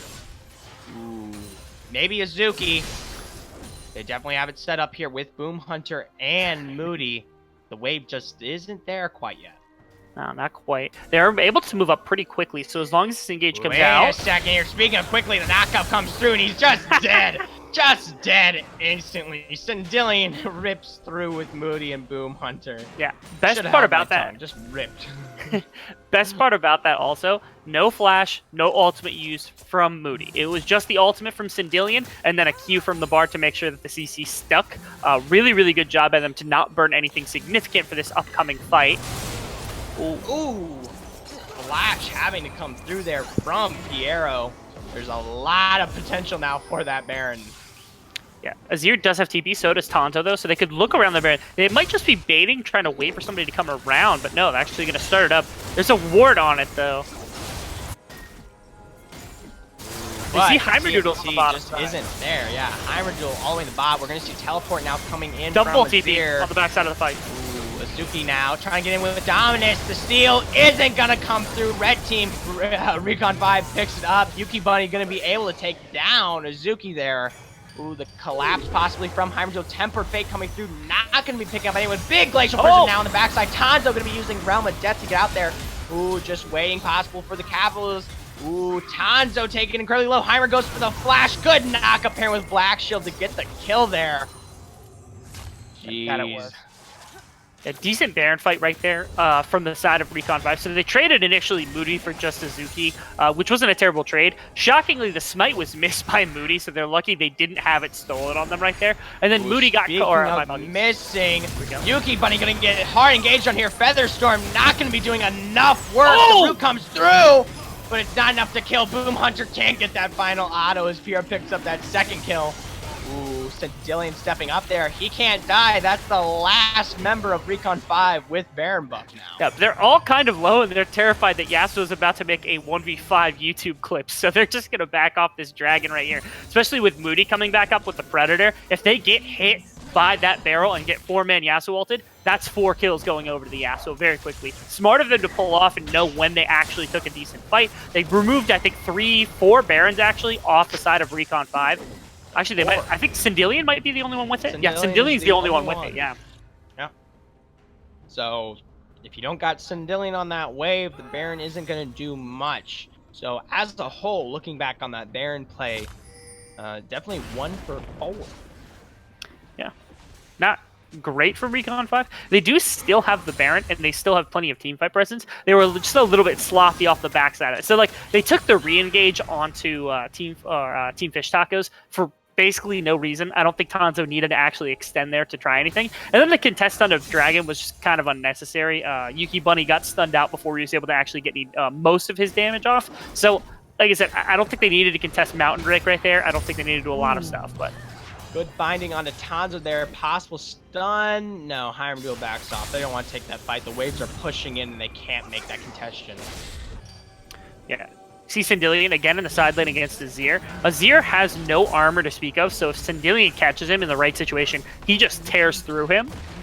Now the rest of his team's kind of around to support his split pushing. He's the only one with Baron, so making sure he's either A, isolated against somebody who can't clear like the Azir. Right now, Azir has AP, but he just can't clear the minions fast enough to actually warrant, especially against the static shift.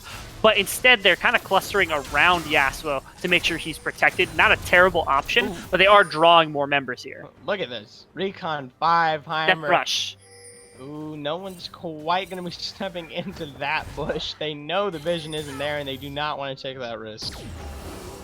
Yeah, the check comes through from Piero. Yeah, really, really good. Knowing not to step forward, yeah, that's the kind of respect that you need to have on the side of both squads here. Oh, Azuki. He's going to pick up level 15 off that, but the XP advantage is still in the favor of Recon 5. Yeah, level 3 ultimate here from Tanzo means if he kills off this Renekton, it can be absolutely terrifying to deal with in one of these side lanes. So we'll have to see whether this is the case. Like I said, I don't think actually Azuki can really contest Tanzo right now, but he just keeps pushing in waves to make sure he has that ability to free up the rest of his team. I don't know if Sindillion still has Baron or not, but the push is, yeah, he lost his Baron, so the push is just kind of stalled out for the moment. Ooh, Moody's gonna flash forward there. He gets the casket. Sindillion is gonna go in with last breath, but not gonna get that kill just yet. He has to dive forward as a result. Heimer's picking up a double. Ooh, hard dive for a regrettable action. Yeah, really strange for Moody. He went very, very far just to try to get that. So he flashed, missed that, and then immediately threw his ult. Actually get something off the back of that. You'll see that during this little exchange here. But yeah, so watch Moody right here off the back of this. We'll see him activate the Predator and then be able to come in on Kai'Sa. Live game. Tanzo gonna be using Realm of Death here, trying to pick off Campster. Heimer and everyone is stepping up here. They want to make sure he can't get away. The binding coming through. He is stunned out. Azuki trying to do damage, waiting for the stun. Tempered Fate coming through with a save as Heimerdiel is taken down. Now he turns to Azuki. Dominus comes through, but it's not able to pick up a kill. Tanzo doing so much work to tank for so long there. Yeah, and another really solid ultimate from Bard to protect Tanzo through the extended damage. It gave him more time for his cooldowns to come back up, so he could use the shield again, make sure he didn't die, and then it also gave time for Yuki Bunny to just auto-attack Heimerdiel's down, so there was no contest from him either. Really, really well played by everyone in that situation. Just stall out and buy time for Tanzo to continue to press on this Mordekaiser. Not much Recon 5 can do just yet without the Baron. It's coming up very soon. We're going to have to see how they go for this. Possible, it is, of course, the major team fight that we're all going to be watching out for. The pickup on Baron from Recon 5 could mean the end of Game 2 for TFT. course of TFT, picks it up, goes for the steal, possibly comes in very strong. That could be game 2 for TFT, and we may see a 3-0 series from a team that was not expected at all to win tonight. But I do have to say, they're playing very strong on the back foot. They've had kind of a resurgence as we've come into the last 10 minutes here, picking up some very important kills as Recon 5 has gotten very greedy and played very forward as we brought up in game 1. Azir has been kind of behind every solo laner in this game, but he's still getting to the point where he's strong. He has double spell magic pen at the moment alongside a Nashor's and a Rabadon. So he has a ridiculous amount of AP to couple with the attack speed and the pen that he has on him. And then at Kai'Sa, Stormrazor, Rageblade, and Runance means she is a team fighting terror to deal with. So with this black shield, as long as she isn't the kind of focus on the engage, she should be perfectly fine to deal with a lot of these fights. Ooh, Zuki goes in to clear away from Tanzo. There's a 2-level difference. Not much you can do against that. No. Yeah, there's very little. You saw half of his health bar gone, and only really like basic abilities used from Tanzo right here. Piero gonna make the play there. Black Shield doing so much work. Casket comes through onto Amsterdam, does not get any more knockup. Jeez, the Zuki going deep onto Tanzo here, looking to clear away, but the tower's going down. Ooh, big damage onto Tanzo. Can he make the play here? Azuki just barely getting him low up. The shield's coming through. Azuki, though, takes a big damage chunk from Q and goes down as a result. Oh my Amsterdam getting stunned out of the top lane, damaging the Ignite going down. Ooh, not enough there to save. Now Heimer doing his backside. Realm of Death coming through. Possible stun. He's gonna be able to get it off. Can he do it? That damage with Glacial Prison has had to be used. Ooh, but now they know he's bot lane. Yeah, no responding. No responding. Yeah, aside from just the hero frame from Viero, you're not really going to be able to contest this Baron very well. Azir is coming, so they can try to shuffle, but this is going to be gone well before they're even here. W misses from that. We see over the wall from Bard. That's 4 members of Recon 5 now with Baron. Yeah, and again, this is the kind of pressure that this Mordekaiser pick can apply in the side lane. Not only in team fights is he really effective with the AoE, the kind of like damage you can put out and taking someone out of a fight, but in the pure 1v1 you saw him, he tanked tower for a while and then immediately beat the Renekton in a 1v1 afterwards with like half of his health bar. He is untouchable right now in just a pure 1v1 state, so he's able to drive so much pressure, allows this Baron to come through for Recon 5. As well as another dragon. Yeah, a cloud trick nonetheless. Jeez. Recon 5 has pressure now that they can apply for the next 4 minutes here into these waves. Ooh, and like you said, a level 18 Mordekaiser just is so much absurd pressure. There's no one on the side of TFT that just has that ability to contest against him. There's, of course, the chance to scale later and definitely come back, but they have to last out for the next few minutes. That they do. This Baron's going to be absolutely pivotal as well for Recon 5. They have to do critical damage with it. Heimerdo's going to go in deep on the backside here onto Moody, but not before Windwell comes. Great binding double root from Yuki Bunny to prevent the knockup. Ooh, Azuki's going to get engaged on by Last Breath here, but not before Sindillion is making the escape. Good! Tornado get the kill as Azuki's going to go down, though. Yuki Bunny Josh in the backline gets the double kill. Stun comes through. Heimerdo picks it up, but Tanzo's here. And that is 5 members of TFT going down. All it is now is a simple push for game 2. Yeah. Really important to that team fight, if you want to actually like go back and dissect it, is I thought Team Fish Tacos played it very well. They went after Yuki Bunny and they went after Sindillion, which is all of the consistent damage through the fight, and they killed both of them. The issue is they lost too much in doing so, and they were able to be cleaned up by Moody, by Tanzo, and then even by Boom Hunter after the fact. So they used everything to take out the important members of the fight, but it was too much, and so they lose off the back of it just because this Mordekaiser's way too strong to deal with. And with that, game 2 goes to the hands of Recon 5, tying up this series. We're going to be taking it all the way to game 4 tonight, possibly even game 5. But with that absolutely great resurgent from Recon 5, we're going to be taking a short break as we get back to the decisive game 3. Stay tuned.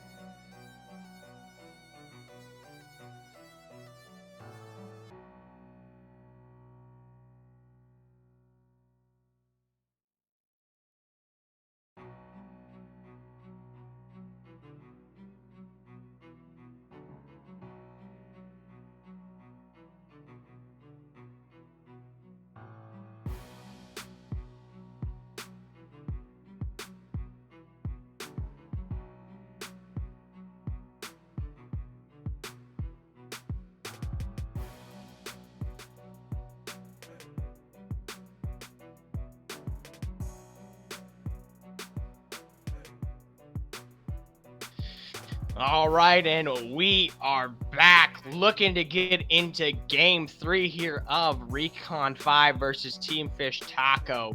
Surprising loss through Team Fish Taco there. They had such a strong game 1, and then game 2 they were playing the pedal of Recon 5 the entire time. They were just on the foot. They came through with some early game plays trying to capitalize and make something happen with the Renekton and the trading with the Azir, but it just didn't work out, and you had people like Tanzo come through so strong.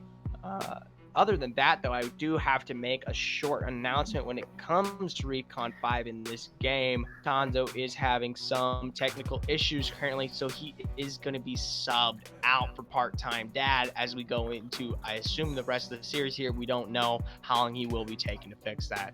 But within that, we are getting the pick and bans here with the Riven already. Yeah, it's been consistent through all 3 games. I think that's a good takeaway from Mizuki. It's his best champion by far, especially now with a new top laner in the lineup. It's going to be difficult to kind of deal with. So hopefully they're able to protect him a little bit better. Ooh, Talia from Recon 5 also coming out wanting to shut down Heimerdoodle there, making sure he doesn't get on one of what is considered his best jungler, I would assume, in the league right now. So ooh, Recon 5 setting themselves up. Curious to see what they're going to be comped is drafting out here. I don't think they need to ban Aatrox in this one. They're not as terrified of the top lane matchup now. So to me, it's a lot more important for them to ban out something. Okay, Mordekaiser gets taken away. I don't know if they know that needs to be taken out. That is a strong champion, something that might be comfortable for part-time dad, but certainly it's not Tando's Mordekaiser they're dealing with. Yeah, different person in the top lane of this game for Team Fish Taco. Hopefully they're listening in, making sure that they understand that.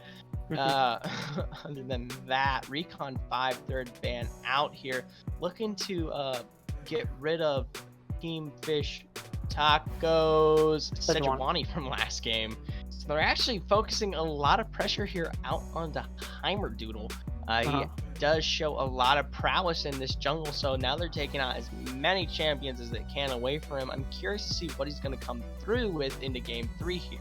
Yeah, so Aatrox gets freed up if they don't ban it. I assume this should be Nidalee banned, because otherwise they're going to first pick it on the side of Recon 5. It's an amazing jungler for Moody and a great takeaway from the side of Team Fish Taco. So if I were them, yeah, they're giving Nidalee. So that should be a priority pick here for Recon 5, because if they don't take it, Team Fish Tacos will. So I think because now, no, come on. Xayah first pick for Recon 5. There's a chance for the steal. Yeah. So quick, the Nidalee gets picked up. Like you said, they had to take it. And they also pair away with the Recon to make sure the couples are split. Yeah. That was, to me at least, a little bit of a mistake from Recon 5. I know they didn't want to give away Recon Xayah. It's very good in the series so far. But having the priority that Moody has on Nidalee, now that you don't have Tanzo on something in the top lane, I think it can make your game plan a lot easier. Now, Xayah Bard was really, really good last game, especially into the likes of like Morgana. So now there's no Black Shield to deal with, so it should be even better into Recon. Hopefully it works out for them in the bot lane, but they still now have to deal with this Nidalee pick coming out from Heimer. Hey, you don't know if that ADC is possibly going to be picked out as a Sivir here. You could be still dealing with some spell shields in that bot. Ooh, other than that, though, Recon 5 opting to put Moody on a leash this game.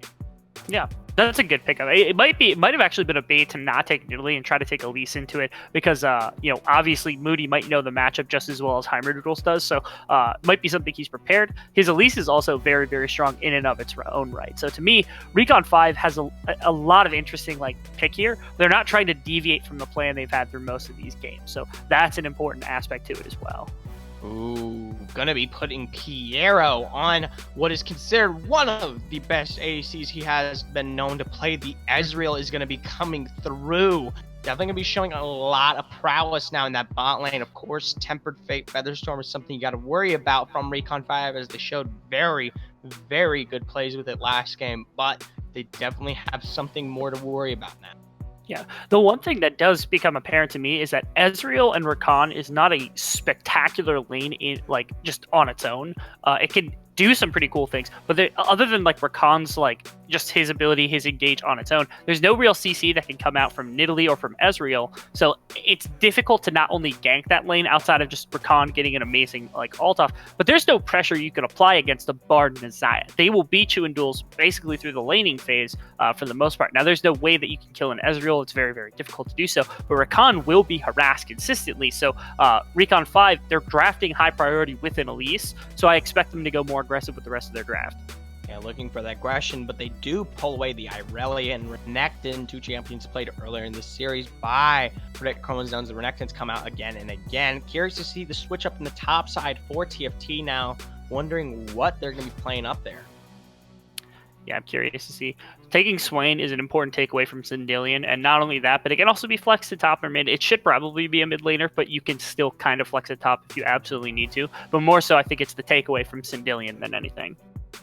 Yeah, I'm definitely looking to see what Sindelian's going to be play up. I do have to say, though, the possible Yasuo could go through. Doesn't have the Gragas this time and no knockup. Probably not, actually. My bad. I almost thought the jungler was not picked up there. Ooh, looking to see a Corki instead. Ooh, okay. Corki has shown really great mid lane prowess in these last few weeks. Yeah. They can take something. You want AD at this point. There's a lot of magic damage on your team, so you want something AD. Something a little tankier could also maybe give part-time dad a little bit easier time in this top lane. There's a couple of picks you could potentially go to. No Renekton, no Kled, no Yorick on the board, so we're going to have to see exactly what he wants to go for. Ooh. GP hover. Looking for that GP. Gonna be playing it in the top lane. Curious to see how this one's gonna be different. It's not on Tanzo, it's on part-time dad. A little bit of a different player, but still the same champion earlier series. I'm curious to see what the skill level is on the difference here.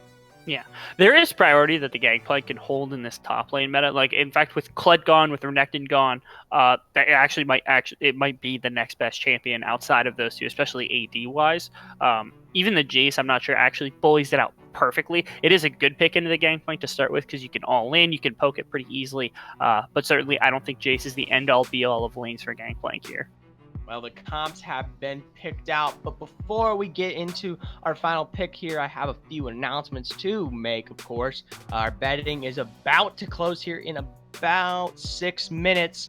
You can, of course, bet again, just !bet team name, either TFT or R5, and then the amount of points you would like to bet. Of course, whoever wins that at the end of the season will be receiving our cash prize of $10. And remember, if you follow or subscribe, you'll be receiving more ambient points as our series goes on. And also, additionally, I do have to say, Emru, of course, thank you for the follow earlier, just a few seconds ago. Waiting on a top laner to get back from the bathroom before the draft kicks, or before the live draft kicks off. Okay, so we're just waiting a little bit out here. Definitely can talk about quite a few things. I'm curious to see how Heimer performs on Nidalee. Of course, they picked that away to make sure that Moody wasn't on top of it, but it's interesting to see, you know, when you go for the steal, you of course got to play whoever you steal now. I'm interested to see if Heimer definitely has the same kind of proficiency as he has on other champs, or this is... He does. Maybe. Yeah, so Heimer does, I think, Nidalee is one of his top 2 played jungle champions on its own right. It's just that Moody is so ridiculously good at it, you can't, if you prioritize it, you kind of risk what else can come out in the draft, versus if you let it through, Moody will probably take it, and then you'll get beat down by it. So Heimer Doodles in this one is willing to take that chance, take away the Nidalee from his counterpart. He does play it. I don't think it's as good as Moody's, but it is still a very good champion. Yeah, definitely a good champion play through. Not Moody's, but definitely something you got to worry about. And we'll say, though, it's definitely in the favor there.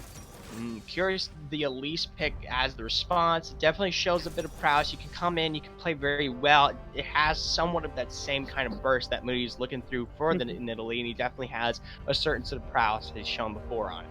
Yeah, and I think so. The other two things are like, it beats Nidalee in most 1v1s, unless the Nidalee gets like a huge jump on Elise. It's most of the time Elise is going to win that duel like 9 times out of 10, most of it.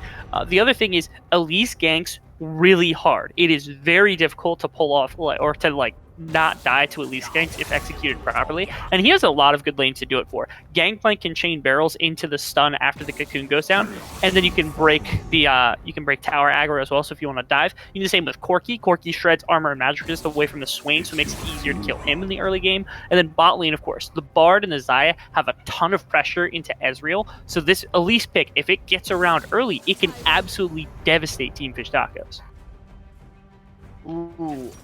Other than that, though, definitely looking to see here how they play down the bot lane. I do think we haven't talked about that a bit. I know we discussed a little bit about the pressure that Recon and Ezreal can exert, not so much in lane, but later when they scale up. But we do have to remember how much prowess the Bard and Xayah had last game. It's definitely something that can be so aggressive.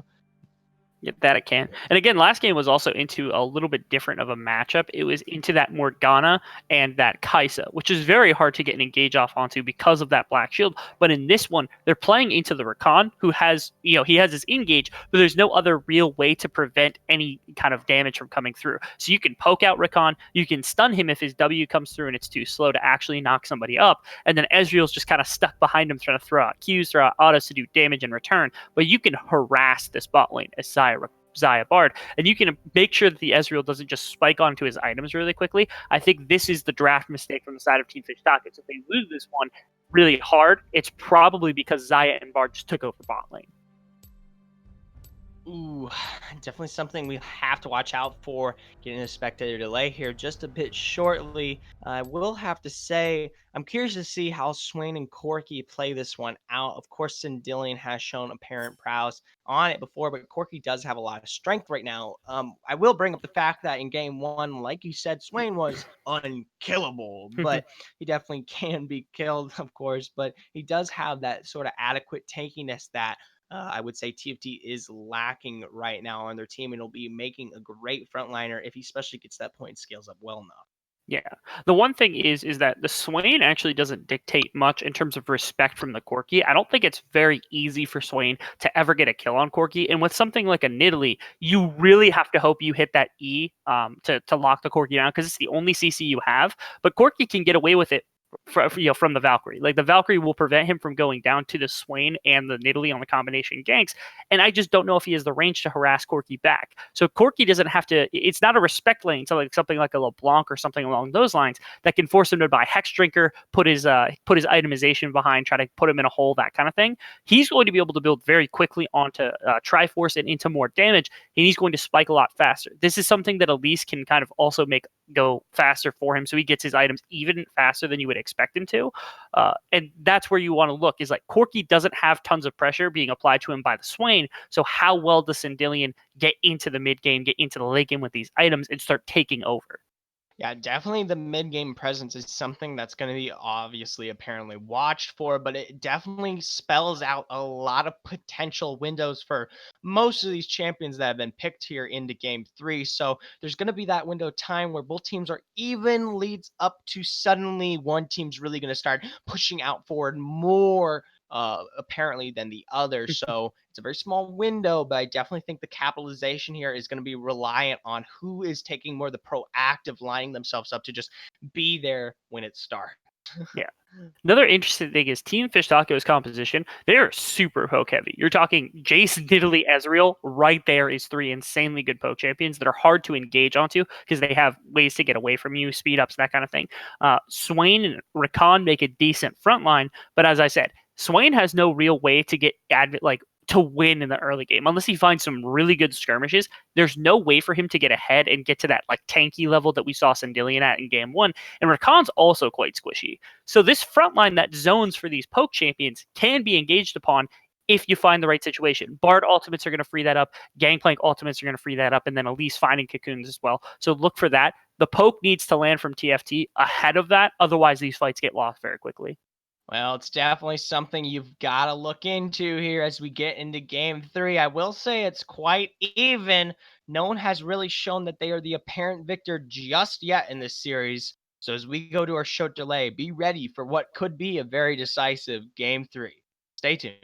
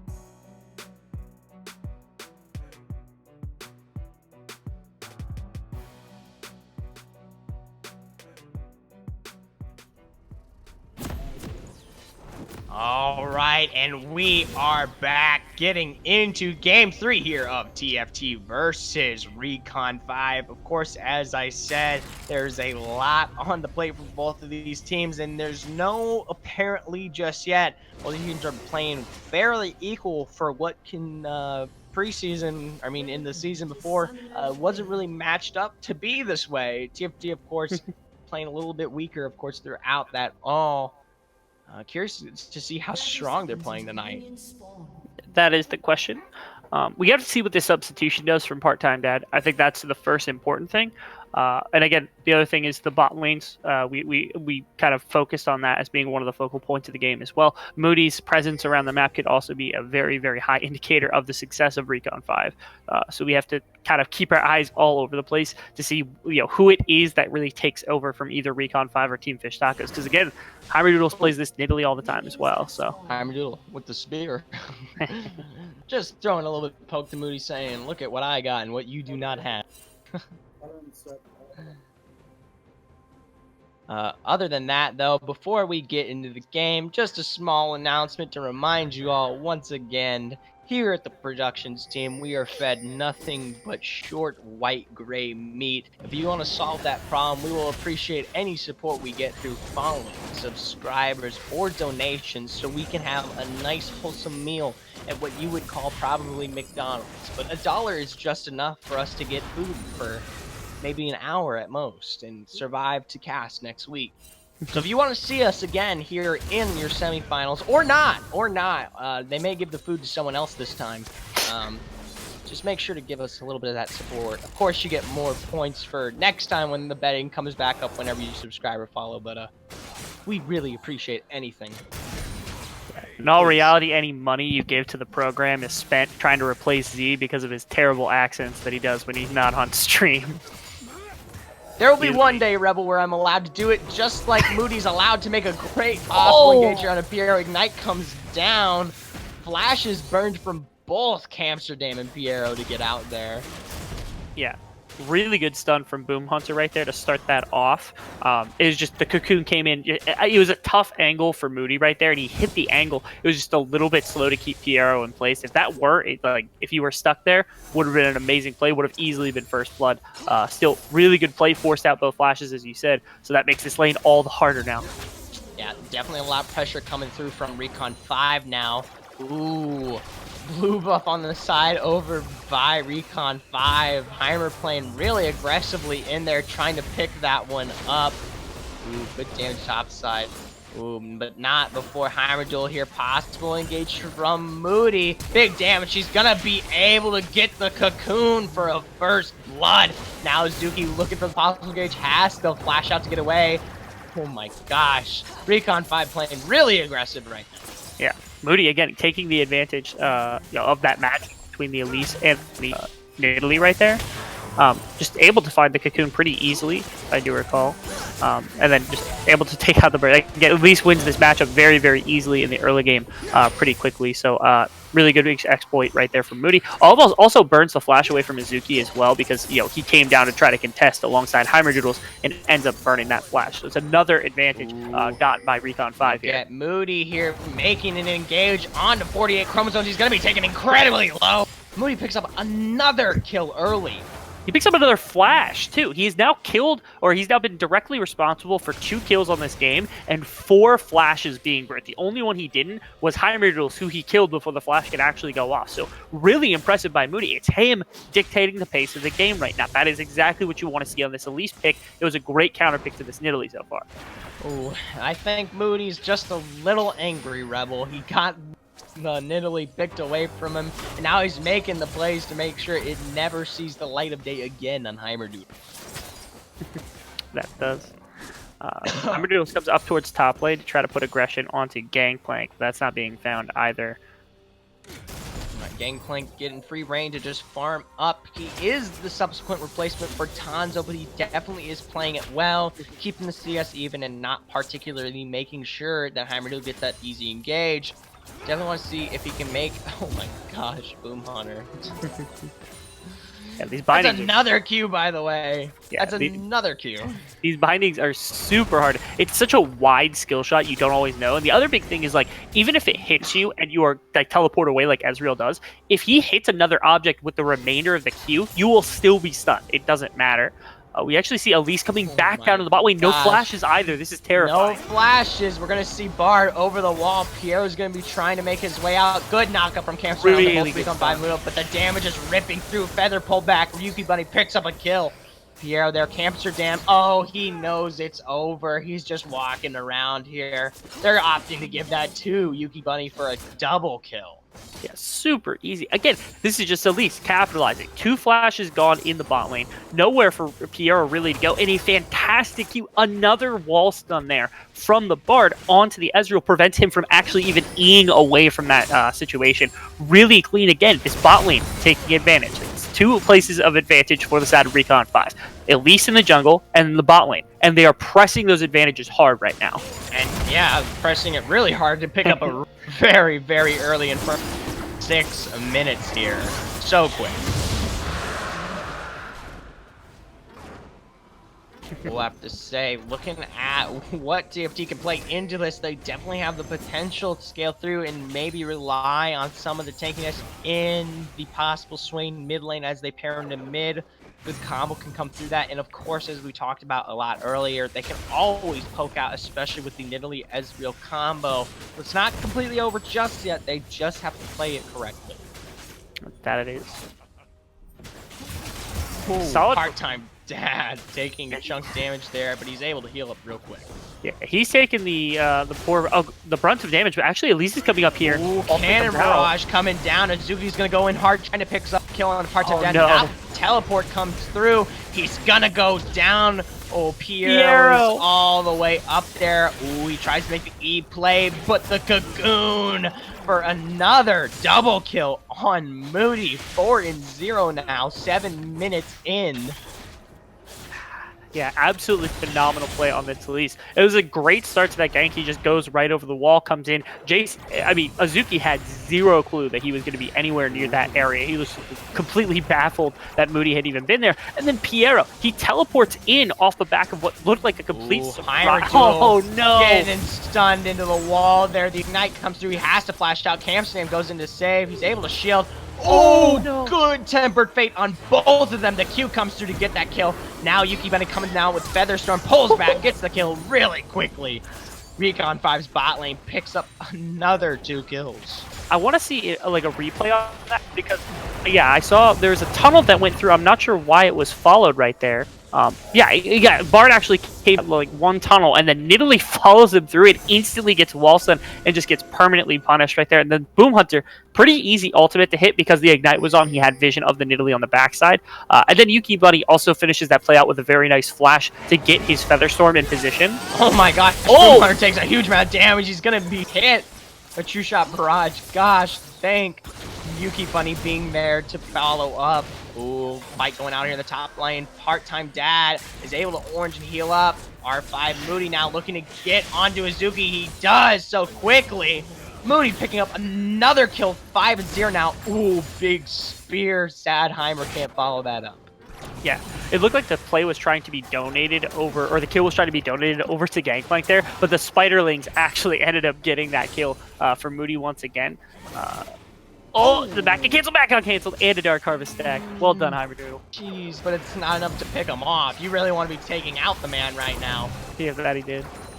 Good poke from Sindillion consistently here, pushing this wave and taking full priority of mid. Absolutely. Now, wait, okay. Sindillion actually has the package right now. He might be going up to flank this Nidalee because they have vision of her, or at least they had vision of her. Ooh, Sindillion is there, throws it out, trying to get the slow. He goes over the wall. He's going to knock her back straight into the range of part-time dad. Azuki's there to do some damage, but it's not going to be enough. Sindillion gets a good play with the flash. Now they're looking to get on to Azuki. Tempered Fate from Boom Hunter plays so well. He goes over the wall, try to get back there. Sindillion easily gets out of there. His part-time dad picks up the kill. 48 chromosomes slow on the roam.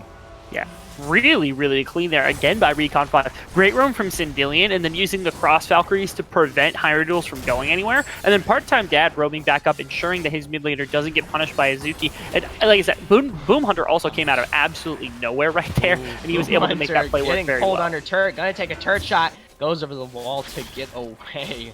Jeez. Yeah, this looks like such a fantastic composition right here from Recon 5.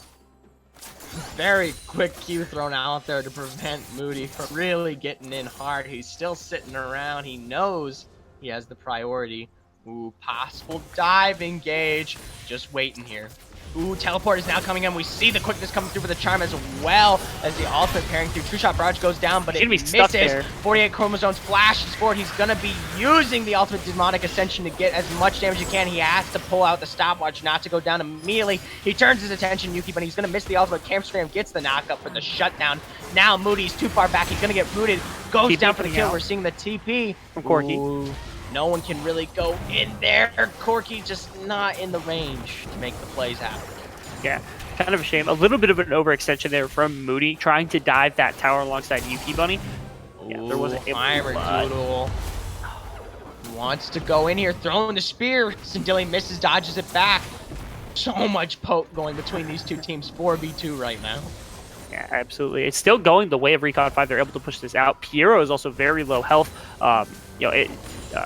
There's also Chromosomes. He's backing. Recon's backing. They actually might be able to push in this bot lane, prevent Acer or CC from coming down. Yeah, they actually might be able to push for this bot lane, or at least the dragon right here, just because of the fact that they caught really good back timings on everyone. They overstayed trying to push Corky and Bard out of the lane, and they weren't able to do it. So they might have just lost quite a bit. That, like you said, lost quite a bit. That's going to be the dragon for Recon 5. Another one picked up right immediately. That's Mountain this time. Definitely stacking some good elemental drakes here. Yeah, that it is. Really good, especially for like a lot of these shapings that work. On Sindillion there, Amsterdam not quite in the range to make a consistent play. Ooh, the bot lane turret goes down in the meantime. Yeah. Decent play from Amsterdam read maybe that there was going to be a play coming towards mid lane right there. He knew he couldn't really protect bot lane alongside Piero, so he kind of sacked it and made sure that if there was a play mid lane, he'd be there for it or to be proactive. He just wasn't able to get there in time. Wait a second. Possible collapse. We're seeing the quickness come through. Elise jumps in the air. She's trying to make sure he can't get the charm up, but not before 48 chromosomes gets a good root. Moody taken incredibly low. Heimerdoodle picking up that kill. Another kill on him. Yeah. I don't know if this fight is actually, you could look for it from Recon 5 because the Swain didn't use ultimate in this last one. Yeah, the Recon ultimate is down. They might be able to find something, especially if Boom Hunter finds a good ultimate here. Ooh, Sindillion's going to get root pulled back there. Boom Hunter and Sindillion stepping up, trying to go on top of this man. Temper Fate misses. Ooh, the eye comes down, Ignite as well. Q comes through. He's going to use Demonic Ascension. Gets the root on top of Sindillion, and not before he goes down through a Amsterdam. Yeah. Good attempt there onto Chromosomes to kind of get that. The ultimate comes out at the last second, gives just enough health to live through the Ignite. Again, Amsterdam's actually picked up 2 kills, which is kind of going to people. They could potentially contest more in the later stages, but Amsterdam at least getting something back for his team. Still, Recon 5 in a really good place at the moment. Recon 5, yeah, definitely in a great place right now. They're only 3,000 gold up. Have to say, I'm looking for a lot of those kills to be reoriented, possibly onto Piero here. He does have the CS lead and almost the XP lead if he keeps sticking in his lane.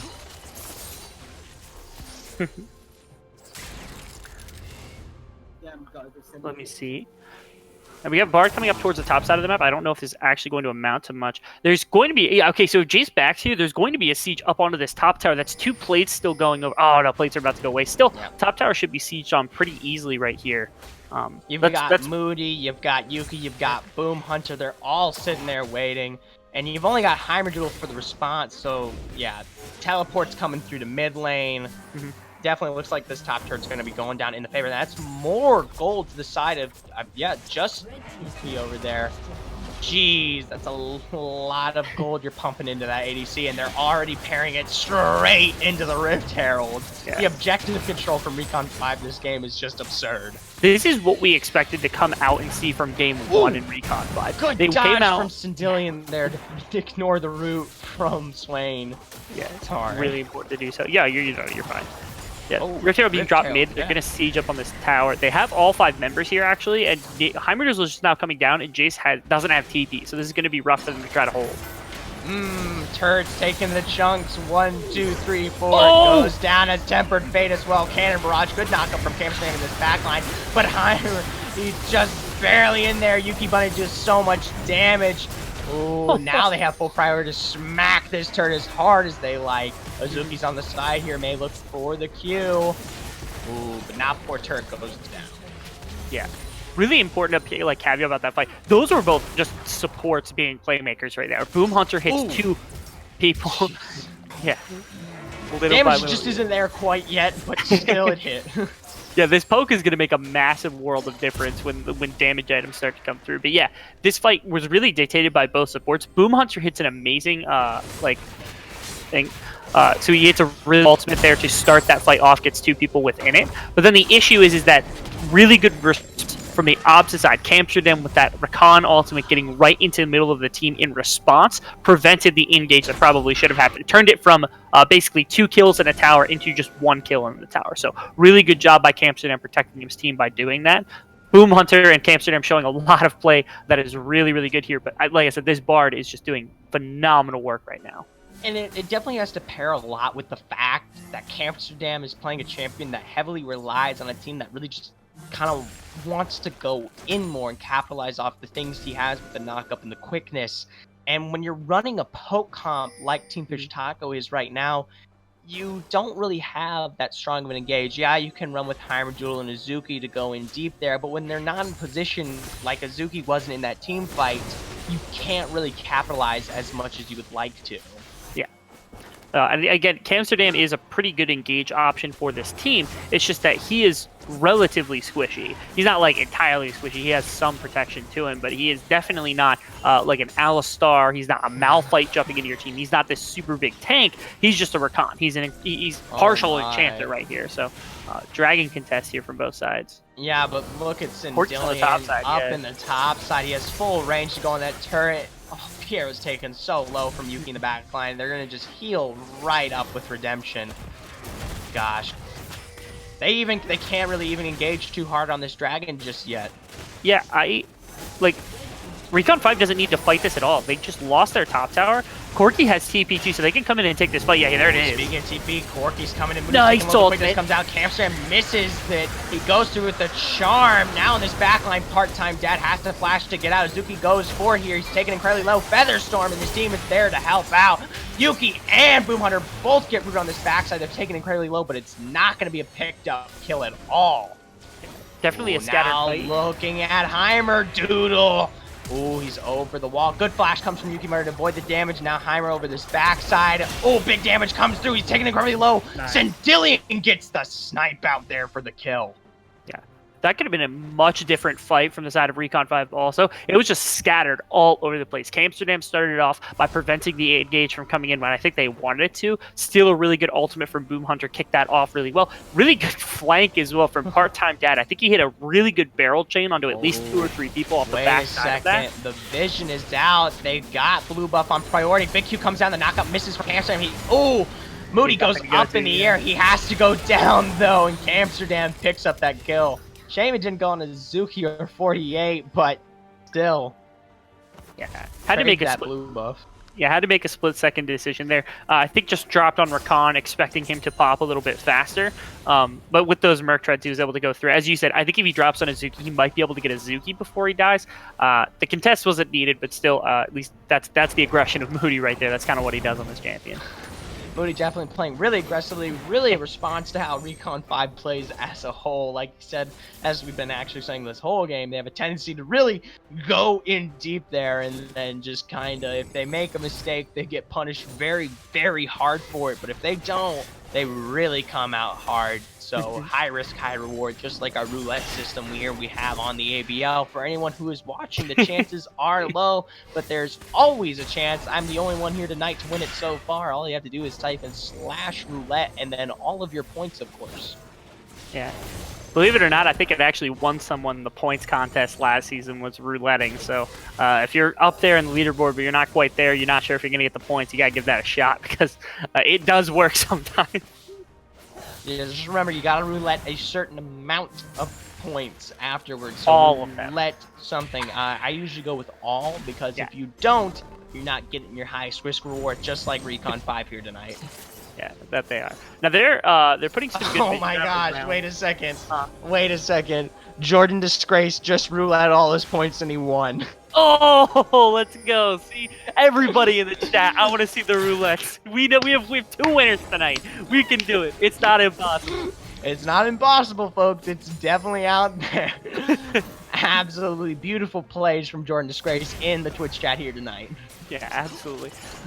We do see setup on the Baron by the side of Recon 5 at the moment. They have good vision, at least around it. Their deep vision in the area is a little bit sparse because it just got cleared out. Dillian does so much. He's got the complete Trinity and sword.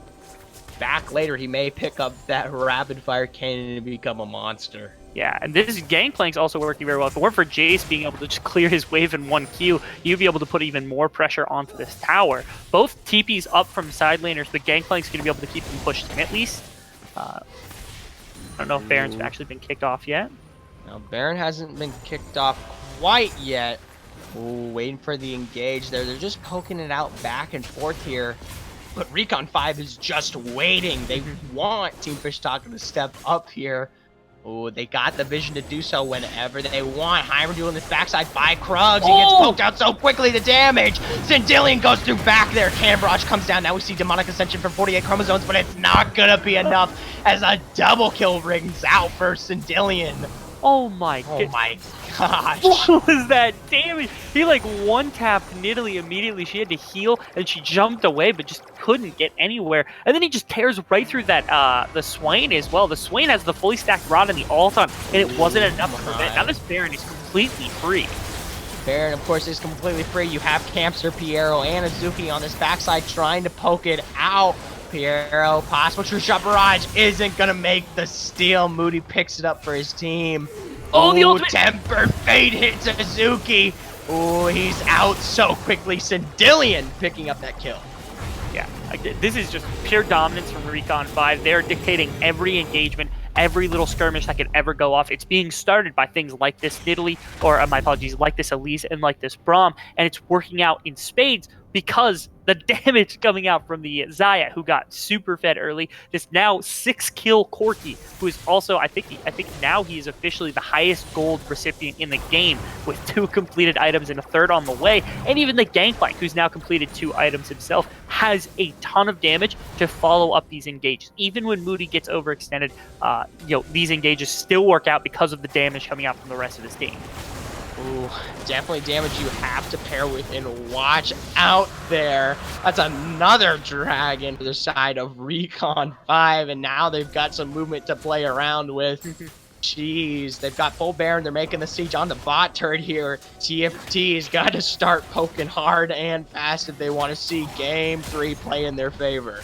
Yeah, and you have actually, so you're running like 3 people across multiple lanes because Bard can move people very, very quickly. So you can run a 3-2 because that 3-2 can turn into a 4-1 or a 5-0 very quickly with some of these Bard teleports. That's why he's controlling the middle here because he can go either way, try to help people. Sindillion, like you said, taking the poke there, but he does not capitalize. Moody, oh my gosh. We talk a lot about Tim Pashtaco spoke, but geez, they're taking some heavy damage here. They have to constantly back off. Yeah. Ooh, just waiting over the wall. Corki, he wants to go in. Piero takes another chunk of damage. Inhibitor's looking juicy.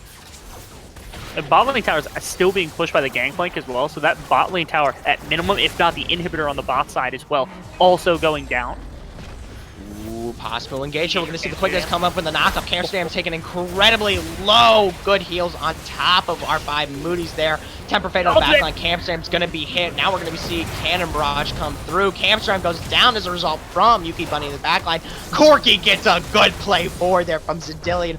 And now they're making their way on top of this turret. That's going to be one Nexus turret. That's gonna be two next turret. We're gonna see Azuki go in hard, but he gets stunned out just as quickly. Part-time dad in this backline now from the teleport, and now the Nexus is burning down. There's no more possible kills to be had. Ooh, yeah, Nexus goes down, and Recon 5 has an absolutely demanding game 3. So hard, just wipes the floor with Team. Yeah, and again, game 1 coming in, I think that's what we expected to see from Recon 5. Just the pure dominance, really good decisiveness across Moody, just kind of taking over, is kind of where we saw game 1 going. They didn't show it there. This is where it kind of comes out. The communication between the team looked a lot cleaner. Moody looked amazing on this Elise, just bullying everyone across the map, and having priority for Yuki Bunny and Boom Hunter, especially on this Bard, it's working fantastically. Hey, there's always the chance Tanzo is no... something to play into with Team Fish Tacos. Ooh, game 4's got to be spicy. Team Fish Tacos is already up against the walls. There's not much they can do left here. No, they but can't. I do think in game 4, as we go to a short break here, it's gonna definitely be up against the wall. Team Fish Tacos has to pull out all the stops here, or the season is over for them. Yeah, that it is. As you said, I think we're going to push to a quick break.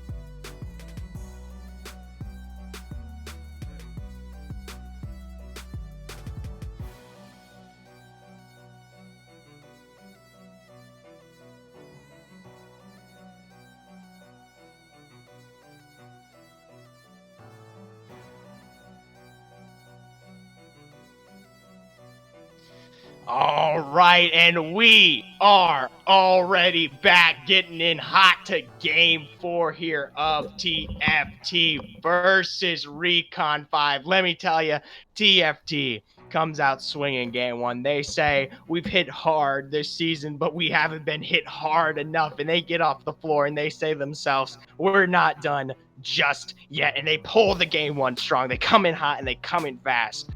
But that doesn't sit well. That does not sit well for Recon 5. Recon 5, though, in game 2 comes back, hits just as hard and slams them to the floor. And just as TFT is slowly crawling away, trying to make their way, their getaway, Recon 5 game 3 comes in twice as hard. 20-5 last game. An absolutely absurd matchup. And now TFT sitting on the floor here. They're back up against the wall. There's not much they can do. All they have left is to go straight through the mountain before them. The beast that has come alive here tonight.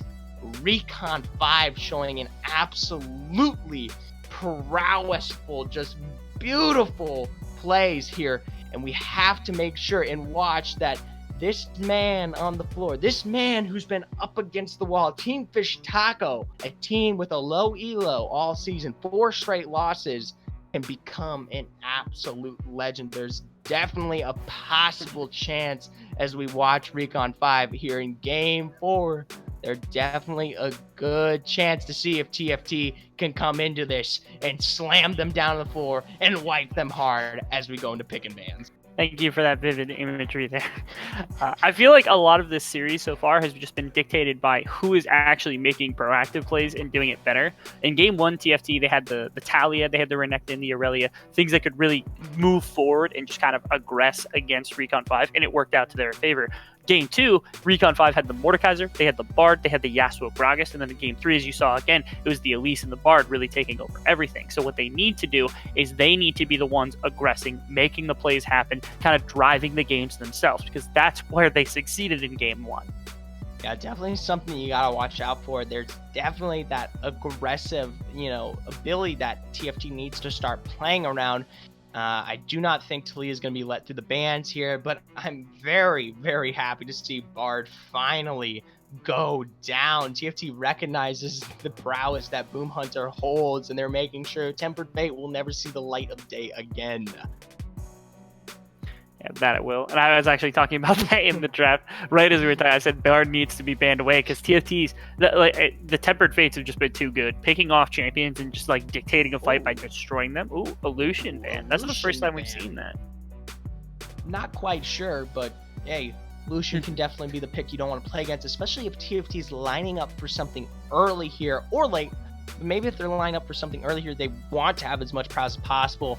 First pick, TFT looking to pull away the Xayah that Recon 5 has played so aggressively these past 2 games, looking to put it on their own plate like game 1. Yeah, this does reveal, not only does it like give away Sejuani if they want it, but it also gives Aatrox, it gives Gangplank, it gives Nidalee. There's so much you could take here in response with 2 picks on the red side that they need to make sure they get what they want. And Morgana's not a terrible pickup, especially if they want to pair it with the Recon. Yeah, or TFT wants to pair their Xayah with a Recon. Morgana's a great counter pick to that. So that's a good start at least. The Caitlyn, that's a textbook lane. They don't want that taken away yet again, but I don't think they need to get it this early. I think they could wait. They get something priority here, like the Nidalee, something like that, if they wanted to. They don't need to take Caitlyn with this pick right now. They may be tunneling, but they want to make sure that they have the potential. I mean, Recon 5 has literally the best bot lane apparently in the league. You guys can check out our power rankings. But the Morgana Caitlyn, as you said, textbook style shows interesting prowess. Hover on the Zyra for TFT. Would be surprising not to play through with their Recon, but definitely understandable. They go quickly with the Aatrox Zyra picks. Yeah, this team's looking a lot different than they've seen in the previous couple games. It's Zyra. That's going to be impossible to do all game. But Xayah. Xayah. That bot lane is something that can get aggressive, does plenty of damage, and has CC between both champions. And then Aatrox. This is the first time we've seen it actually through the banning phase. So I'm glad to see that TFT wants to prioritize that. Again, there's plenty of picks you can respond to it. Okay, they're going to bust out Yorick.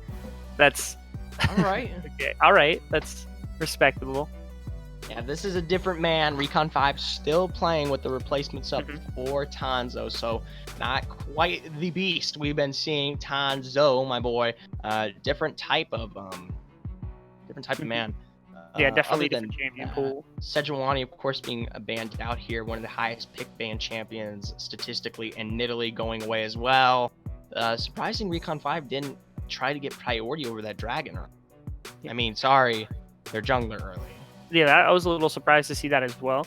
But now plenty of jungle picks actually being taken off. You have Talia, Silas, Sejuani, Jarvan, Nidalee, Elise, all taken off the board so far. I wouldn't actually be, afraid to see one other one. Corki's a good takeaway too. Cedillion was really good on it. But there are still picks you could go for.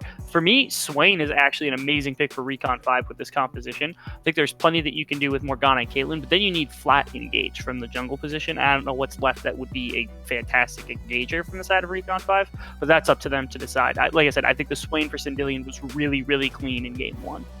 Yeah, definitely something that was really impressive, especially since it did have the CC to work around it. Of course, that's something to work. Ooh, taking a little bit of a line out of 48 Chromosomes book. Azir going there for Recon 5. I would be surprised if we didn't see a nice aggressor to combat that man, deal with the poke. But geez, taking one from his book. That it does. The question is, like, what do they run into these here? So I'm not liking Recon 5's draft because, again, I've been talking about this consistently. It's the team that's being decisive and making plays consistently that's winning games. And right now, Aatrox, Akali, Zyra, Xayah, that is a much more aggressive team than Morgana, Caitlyn, Yorick, Azir. At least just on the face of it. There's really good team fighting from Recon 5, really good siege for amazing siege from Recon 5. It is just, it's not going to be easy to pure team fight against a team that can be proactive, especially if the games have gone the way we've seen them go so far. Yeah, definitely something we're going to be watching out for. Aatrox, Akali, Hecka Rum. Gosh, the flank potential from Team Fish Taco is just risen sky high. We're going to be waiting and seeing if anyone from Recon 5 can possibly escape the madness that is the engage from TFT. And if they can, of course, they definitely have the poke to play around it there. But we could be seeing a game 5. Ooh, good response with the Kiana looking like a jungler for the game. Yeah. Here's see how that's going to play through. You do, of course, remember the route through the river, especially with these engages, can make some work very apparent in all these lanes, but definitely less definitely less apparent than in the mid lane, Kiana. Yeah, absolutely. Now, it's funny because Recon 5, they've been playing Kiana in all, I think it was top, it was Tanzo, and then also Moody were playing Kiana so that they could actually flex it between the two of them. I don't know if it was being played mid lane whatsoever, but I do know those two were working on it. So it's not shocking to see it taken here. I think it's also really good counter gauge. So, Azir and Kiana have fantastic counter gauge. Morgana makes it difficult to engage into you as well. So it's just about kind of keeping your distance from this team with all these divers like Hecarim and Akali, that kind of thing. The team fight's not terrible. Like I said, the Caitlyn, the Azir, then Kiana also warrants quite a bit of pressure on her own right. But it's, like I said, there's no real flat tank. There's nothing that can go in and not be terrified of dying, especially like Kiana. Like I said, Kiana's your main engage, and she is not tanky in this fight. She's an assassin pickup, so it's going to be difficult for Recon 5 to make proactive plays. So they're trying to respond to a Hecarim dive, a Kali dive, Aatrox flanks, Zyra ultimates coming in. It is going to be difficult for them to kind of manage against this kind of engage drafted by Team Fight or Team Fish Tacos. Yeah, just a small announcement. We're having a little bit of a technical difficulty issue here. Client not particularly working out here on League, so we're going to be taking a second to wait for everyone to get back in here for pick and bans. But of course, we can continue talking about these two teams. I know we brought up a lot of the fact that Team Fish Taco has a great engage comp, but I do have to say, if Team Fish is playing considerably the same way that we've been seeing these last couple games, it's not particularly the type of players that can make this comp work. You have a lot of pressure here on the Hecarim, Akali, Aatrox, and all these combined. It's just you need the skill level to make them work. So if TFT just pulls their head up in the air and says, I know what I'm doing, I know what I'm trying to think, my plate is big enough now to hold Recon 5's vegetables, I can definitely see this working out. But if they are a bit slow on the edge, if they're playing the back pedal again, if they're treating this like games 2 and 3 and not like a man who's up against the wall, I can see how quickly this can crumble instantly. Yeah. Again, these comps that they've designed have some super unique ways that they interact with one another. You have things like I said, Morgana can protect at least one person from either a Zyra knockup or an Aatrox. Plenty of this CC that will come through. The other big question is how TFT plays this composition. So you can play it as like pure 5v5 because Akali can dive, Hecarim can dive. You have plenty of people that can get onto the back line. And their survivability, it's pretty good into the back line. You have Akali, she can shroud. Hecarim, his ultimate just spreads everyone out. So it's not easy, but it can be done by multiple champions doing it all at once. You could also play something like a 1-3-1 where you have Akali and Aatrox in the side lanes, and you just have Hecarim, Zyra, Xayah. That's not easy to fight into as any three-man squad. Whereas Recon 5, they're looking for a 4-1. They want Yorick in a side lane, and they want everyone else kind of clustered together. That comp's still hard to play. Like I said, it's very hard to dive Azir, Caitlyn, Morgana. Kiana also, the ultimate, is really, really good too. So the question is, like, how does TFT want to play? Do they want to play a pure 5v5 and attempt to dive onto some of these champions that are difficult to dive onto and see if it works? Or do they want to play 1-3-1 and spread this composition apart? I think it just depends on how the lanes go. If Aatrox wins against Yorick, it could definitely be easy for him there. I think that's just where it goes to. This is like, if Yorick is a solid side laner, it's going to be difficult. They probably want to take pure 5v5s. If Aatrox is winning the side lane fight, then you're going to want to put like 1-3-1 across the board because Yorick can only respond to one of those people. Yeah, definitely something they're looking out for there. I will say, though, that TFT does have a really strong apparent laning phase if they can make it work and they can really launch onto it here. So it's something we really have to watch out for when we get in this game. There's a small window of time that TFT definitely has that aggressive apparent action and into their playing field. So if they don't make the appropriate moves early on enough, we won't see any sense of winning as we see Recon 5 scale up. That we do. And again, like I said, pure 5v5 team fight, I think eventually does scale in the favor of like the Azir and the Caitlyn, because Xayah just doesn't have the ability to walk into a fight in the same way. But like you said, these lanes are super important because like Zyra is super strong, like in terms of damage and CC in the early laning phase. And while Morgana has the Black Shield, Caitlyn has range to work with. You can gank it very easily. There's plenty of assist in terms of both of those things I just mentioned. So Caitlyn and Morgana can be ganked by this Hecarim. So again, in the same way that Elise was what was like kind of the driving force in last game for Recon 5, Hecarim for Hybridoodles is going to be absolutely crucial to get his lanes ahead, get Akali, get Aatrox, and then this bot lane ahead, so they can take advantage of this dive comp, of this comp that wants to get on top of the team, that they can play this 5-person fight. Yeah, I will say Heimerdield is definitely one to watch out for. I will bring up the fact that Kiana, of course, has a lot of damage to work with here, especially when she wants to go in for those engages. She is a bit slower to foot here from comparison on the Hecarim standpoint, but it is something you've got to worry about. But it's more impressive when you start talking about objective control. Kiana, of course, with the supreme display of talent, makes it almost impossible for TFT to really get on top of these objectives safely. Yeah, that it does. It also gives her very unique ways to gank in both her top and mid lane because both of them create terrain. I'm not sure actually what the interaction is with Yorick, but I do know the Azir wall works typical terrain. So if you throw Kiana ult into it, it will stun anything around it. So if Azir wants to shuffle someone into Kiana, she can put them right back into the wall and then stun knock them for about 5 to 6 seconds, which is plenty of time for Azir and Kiana to burn through that Akali, if not more people. And the same thing, like I said, if it applies to Yorick as well, Aatrox is not going to have a good time. Even if his E is up to get over the wall, he can still get stunned by it. And that follow-up damage from the Yorick, especially if the ultimate dials out, is plenty to kill that Aatrox. So Kiana, I think, is going to focus mostly on the top lanes because it is difficult to gank the Zyra. Like, the ultimate from Xayah keeps her alive, and then Zyra can zone very well with not only plants, but also the ultimate keeping away plenty of people. It's just Caitlyn and Morgana running at her, hoping that they can get something. So, to me, those are the kind of differences. Hecarim wants to gank everybody and try to get advantages where he can. Kiana's going to stay more towards the top side of the lane and try to isolate Caitlyn Morgana in this matchup because they feel protected. They feel like they can do the damage without taking any from the Zyra. I will say, though, TFT definitely has a lot of safety. We talk a lot about that engage comp that Recon 5 currently contains, but there is always the chance for TFT to have such a good disengage. We're talking Hecarim Alt, Featherstorm, Akali Shroud. Zyra can, of course, throw in the CC there to help everyone get away. A lot of that pairing together can do so much work to prevent Recon 5 from making more apparent moves. Yeah.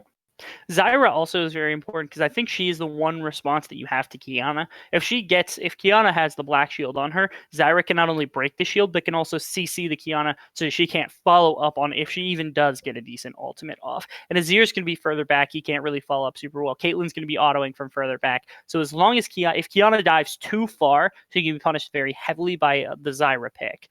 If she doesn't dive far enough, she sometimes doesn't get the engage off at the proper angle, and then she could struggle there. As you said, there's plenty of ways to try to avoid that. But again, it comes down to execution.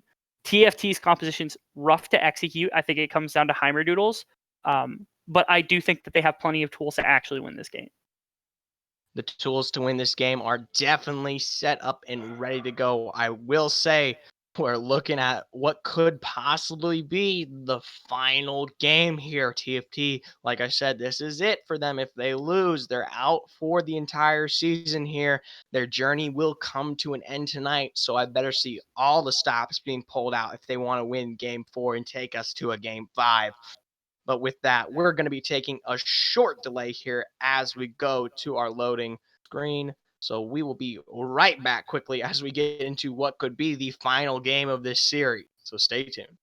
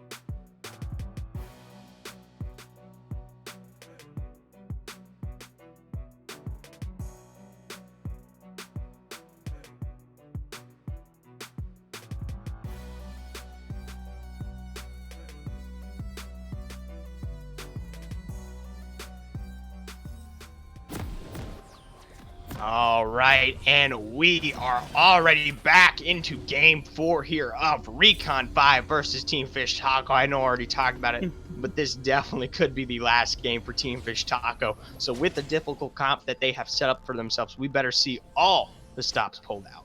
And they're pulling out some very new picks in this one. We haven't seen Zyra, Akali, Aatrox, or Hecarim one time in the series already, so they're willing to bring out at least some of these unique picks to try to be more aggressive. I don't know if they were saving it or if they're just trying it out for the first time, trying something new to see if they can break Recon 5's focus. But hopefully it does work out for them because, like you said, this could be the end of the road for them.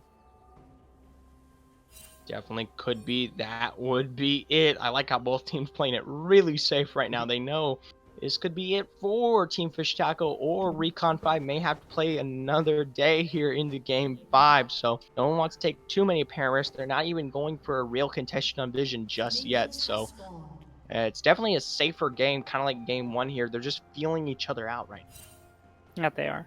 Which is definitely a good thing. The one thing to note also is Zyra typically wants to be in the bot lane to start with to get her plants around in the bot lane, but because she was standing up trying to go to the pure 5 point in that position, not able to get those plants down there means she loses a little bit of that lane priority that she would normally have. Yeah, definitely something you gotta watch out for. I do think she'll come back and do it pretty quickly. Amsterdam, of course, will make that happen, but Boom Hunter and Yuki already taking as much priority as they can with the red buff start on their side. Ooh, good damage on Sildillion. Now we're watching Azuki gonna be looking to try to get that triple knockup. Misses the second there. Ooh, now possible Moody. No, he doesn't go. Not quite yet. Just clearing it, but could be a chance.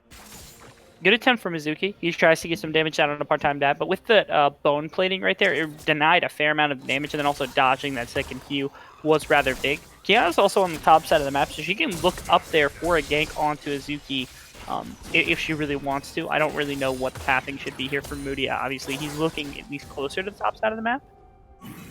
Yeah, especially with the over-aggression coming through from Aatrox already. You could definitely see a very long gank.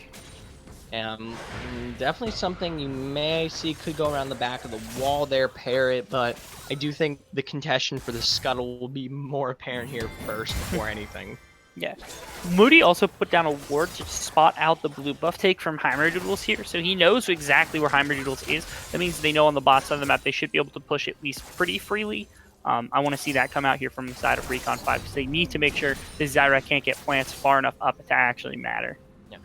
Just before we continue with anything here, I would like to make a really quick announcement. And no, it's not about helping us get food for the night with donations, but we would always appreciate that. The contest is sadly over. The bets are all placed in. Almost quite an even result. I would say 54% for Recon 5, 46% for Team Fish Taco. So it's quite an even playing field out from the fans tonight. But that does, of course, mean that you cannot place your bets in anymore. So, no need. Good wall stop into Izuki up there. Yeah. I'm curious whether to see Part-Time Dad actually makes this York pick work. It's difficult to play into the Aatrox because obviously trading gets rough when you try to get close to the Aatrox. Ooh, big damage on Boom Hunter there. Has to step back. Those plants work so quickly to just rip. Very difficult to do. Oh. Ooh, the wall. He's able to get out, but jeez, there can be so much damage if you just let those minions from York sit on top of you. Absolutely. We get a second knockup. Ooh, if York steps up here, possible third. No, he's gonna use the minions again. Azuki's taking a big chunk of damage. A Q through again. He has no more healing other than just his innate lifesteal, so Part-Time Dad can really push them out here. No, he can. Another big thing is Heimerdoodles. He went for Conqueror, and he also cleared a jungle. He doesn't have quite the farm that the Kiana does. Not sure where all of it came from the Kiana, because she's, I think, on an awkward number. No, it's actually the Hecarim's on an awkward number. He's on 22 instead of 20 at the moment. But certainly, the two of them going to their respective camps on the opposite sides of the map. They're kind of just mirroring each other at the moment. They know that that was the case.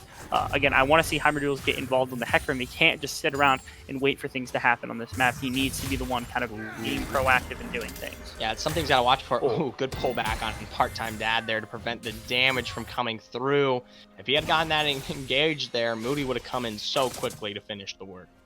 That he would have. Take a look. So Hecarim is still in the, or he's on the bottom side right now. He took his Raptor camp. He might be looking for a gank either bot or mid at the moment, just because he has the ability to do so, especially with the Ignite up. And Kiana, if she is mirroring him, which I'm assuming he knows by now, he should be able to know that by now. That should be enough to know that he can do this for free, most likely. Definitely possible. We're going to see Heimerdoodle looking to get engaged here. Come through with the E. We see the flash forward from Carson. Spell immune Black Shield. So quick to make work. Boom Hunter taking incredibly low. Ignites down. We're going to see the pullback. First blood for Piero. Good pairing with Heimerdoodle. Yeah, really, really good job. Also good adaptation from Heimerdoodles right there. He was actually, so he used the Black Shield onto his Caitlyn to make sure she wasn't in any fear of dying. Slow Part-Time Dad now coming through with Belugi of those Isles. Oh, missed the shadows. Just now going to be doing work in that lane here. Ooh, possibly going to see Moody make his way up through the backside here. Ooh, Dragon being taken, pushing so on top in. side is the only thing you can have. Yeah, Moody going in, go deep here. Ooh, World Ender Nice. doesn't make any type of save. Oh, but 40 chromosomes come through with the Sun gonna get the double stun with perfect execution for a kill on Moody as the response. Now Part-Time Dad's looking for something here. Good E, perfect execution to get the mini stun. Part-Time Dad taking to incredibly low.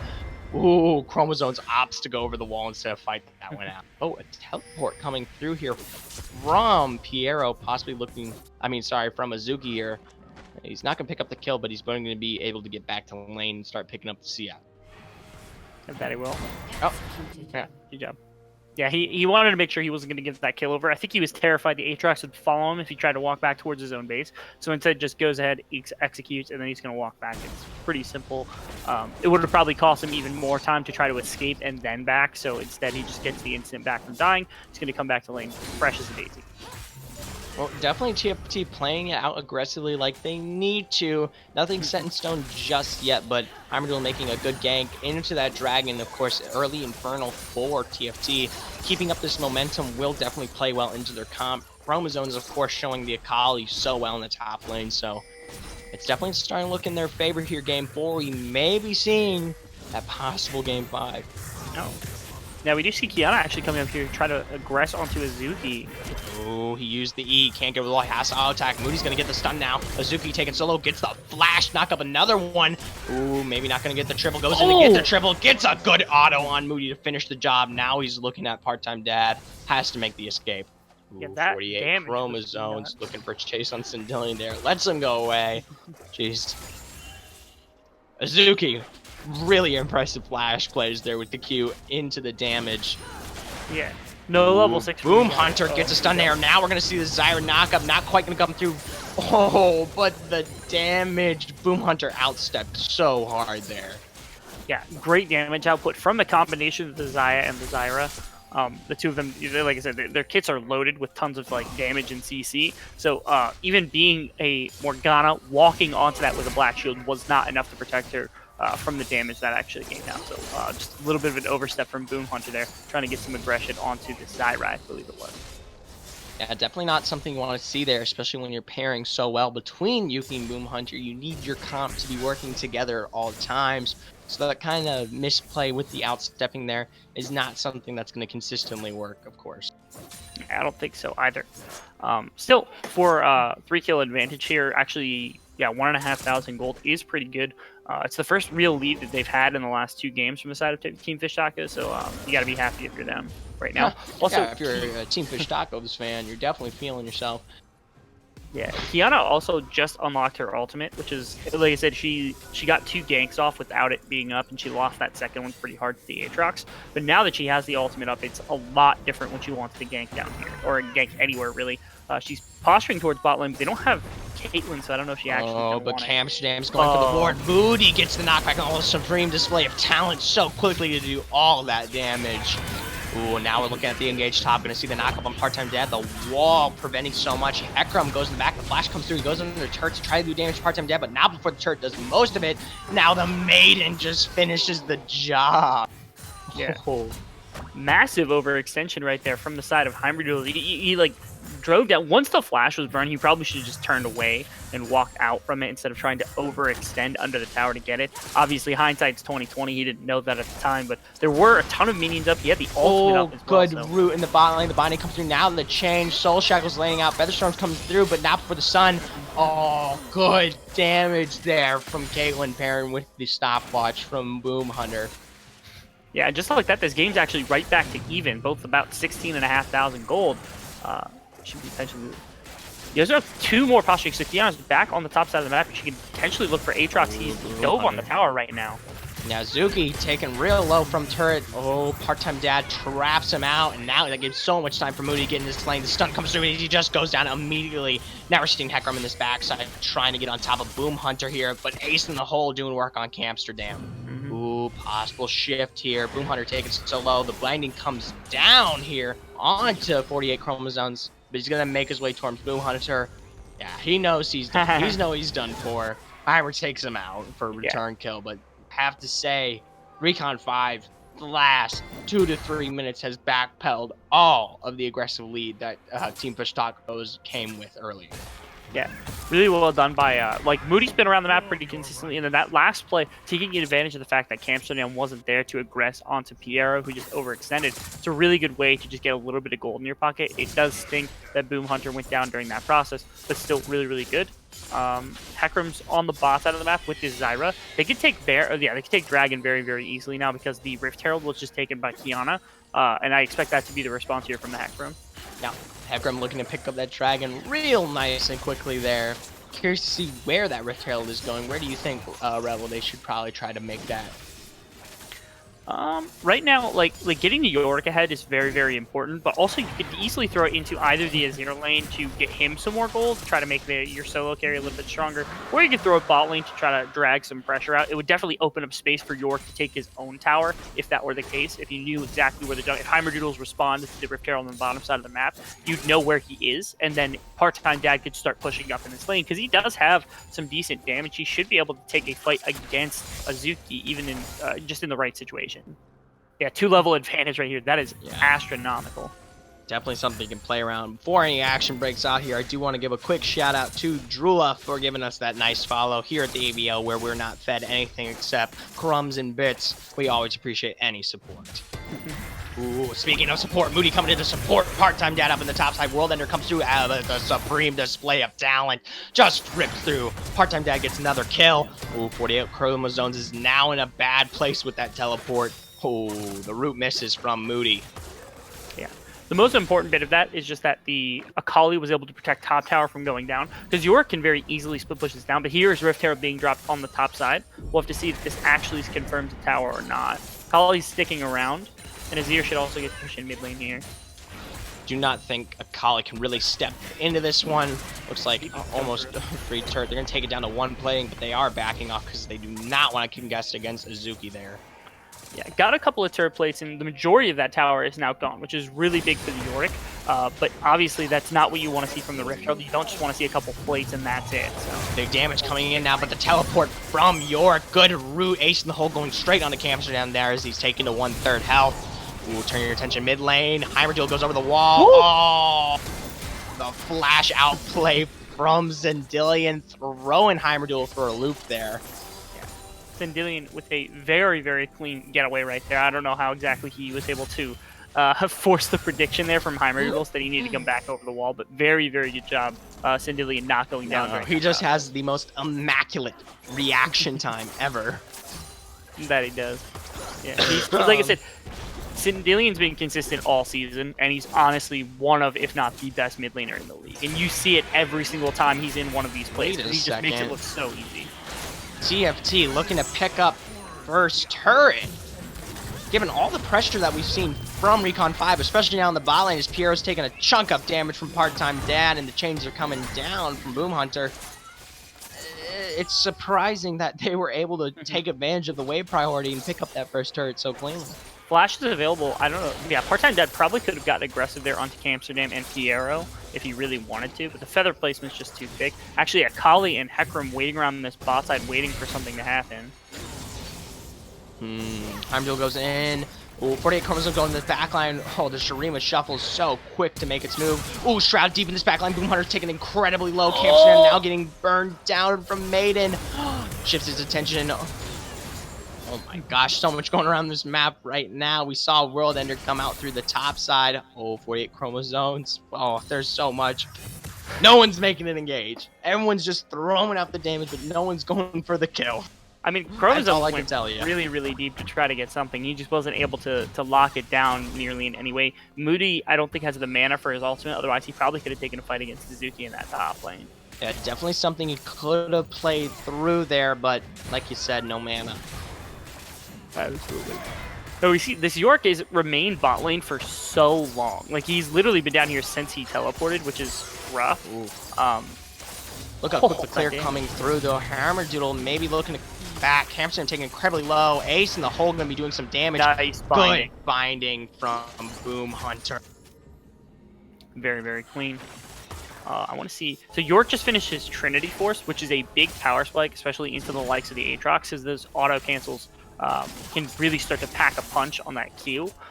So this is really big power spike for him. This is when he can really start, I think, taking aggression into this Aatrox rather than just kind of responding to the pressure that the Aatrox is applying.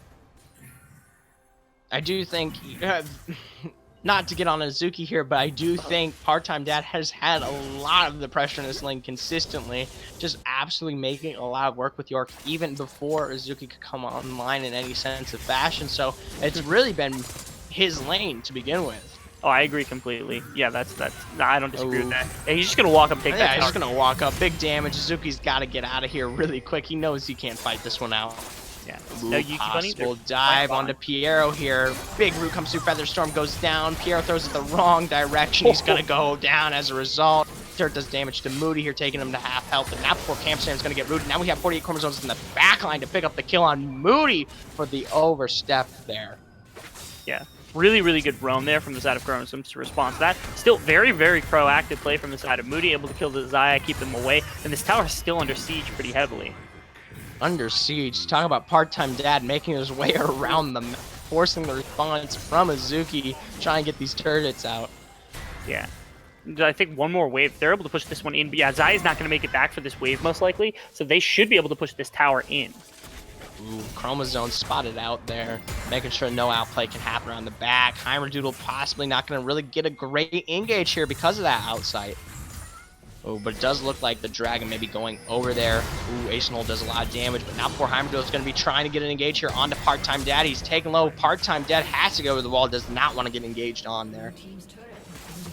Yeah, there's the turret. I think on the bot side of the map, yeah, that was taken away pretty quickly. Now, Infernal Drake is the contest here. Wait a second, Piero really hard out of position, no one to follow up, and as a result, Moody picks up a great kill on the man. He just came back also. He had just died on a dive, and then he just comes right back and immediately dies a second time, both times to this Kiana from Moody. Moody's just kind of, he's slowly getting more and more damage. He now has the Duskblade and the Warrior completed. Gives him tons of cooldown and tons of damage to work with. So he's starting to get very scary on this Kiana pick.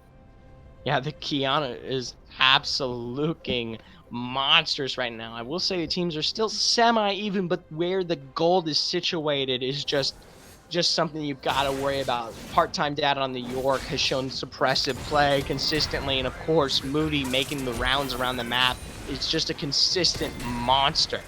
Oh, most definitely. Oh, look at Azuki here, maybe gonna get caught out. Boom Hunter looking to get the binding down, throws the ignite. Yuki Bunny trying to lay out the damage here, just poking him again and again. Azuki cannot land a knock. We're gonna see teleport in the backline here, looking for 48 chromosomes. Yuki Bunny picks up the kill now. Rara Moody, ooh, goes to the back, trying to get out here. The ignite is ticking down. Heimerdoodle trying to get back there, but 48 chromosomes picks up the kill. Goes through with perfect execution, but gonna get rooted there.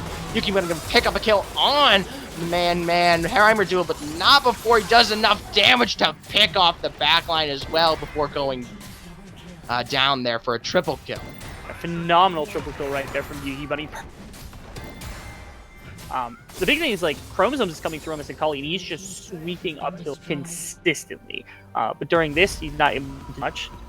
We'll see exactly what the replay actually shows here. But, yeah, you see this, yeah, a little bit of an attempt from the Kiana. She actually almost gets out, but then here's Akali.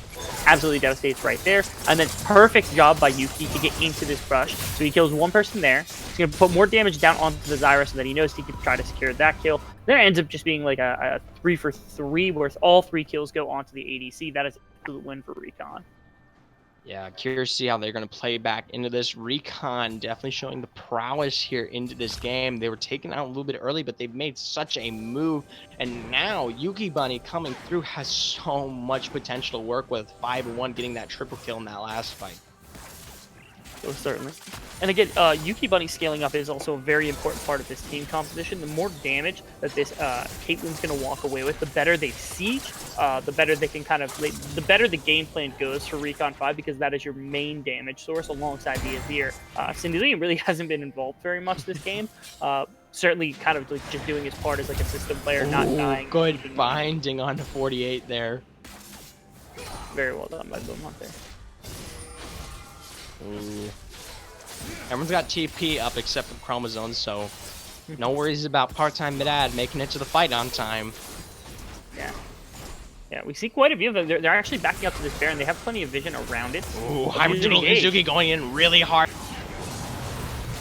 Now our Emperor's Divide comes in for a nice root. Moody gets a good stun on the wall for the kill on the Heimerdoodle, going in so deep here. The poke goes down so quickly. Pierre's going to be taken with Ace and Hole, but Part-Time Dad is in the back line. Now Chromosomes go in this back with perfect execution to get the kill. Just an absolute absurd amount of damage as we do see Part-Time Dad making his move on the camp stand to pick up that one as well. And the chase ensues as we see 48 finish it off for a full team wipeout.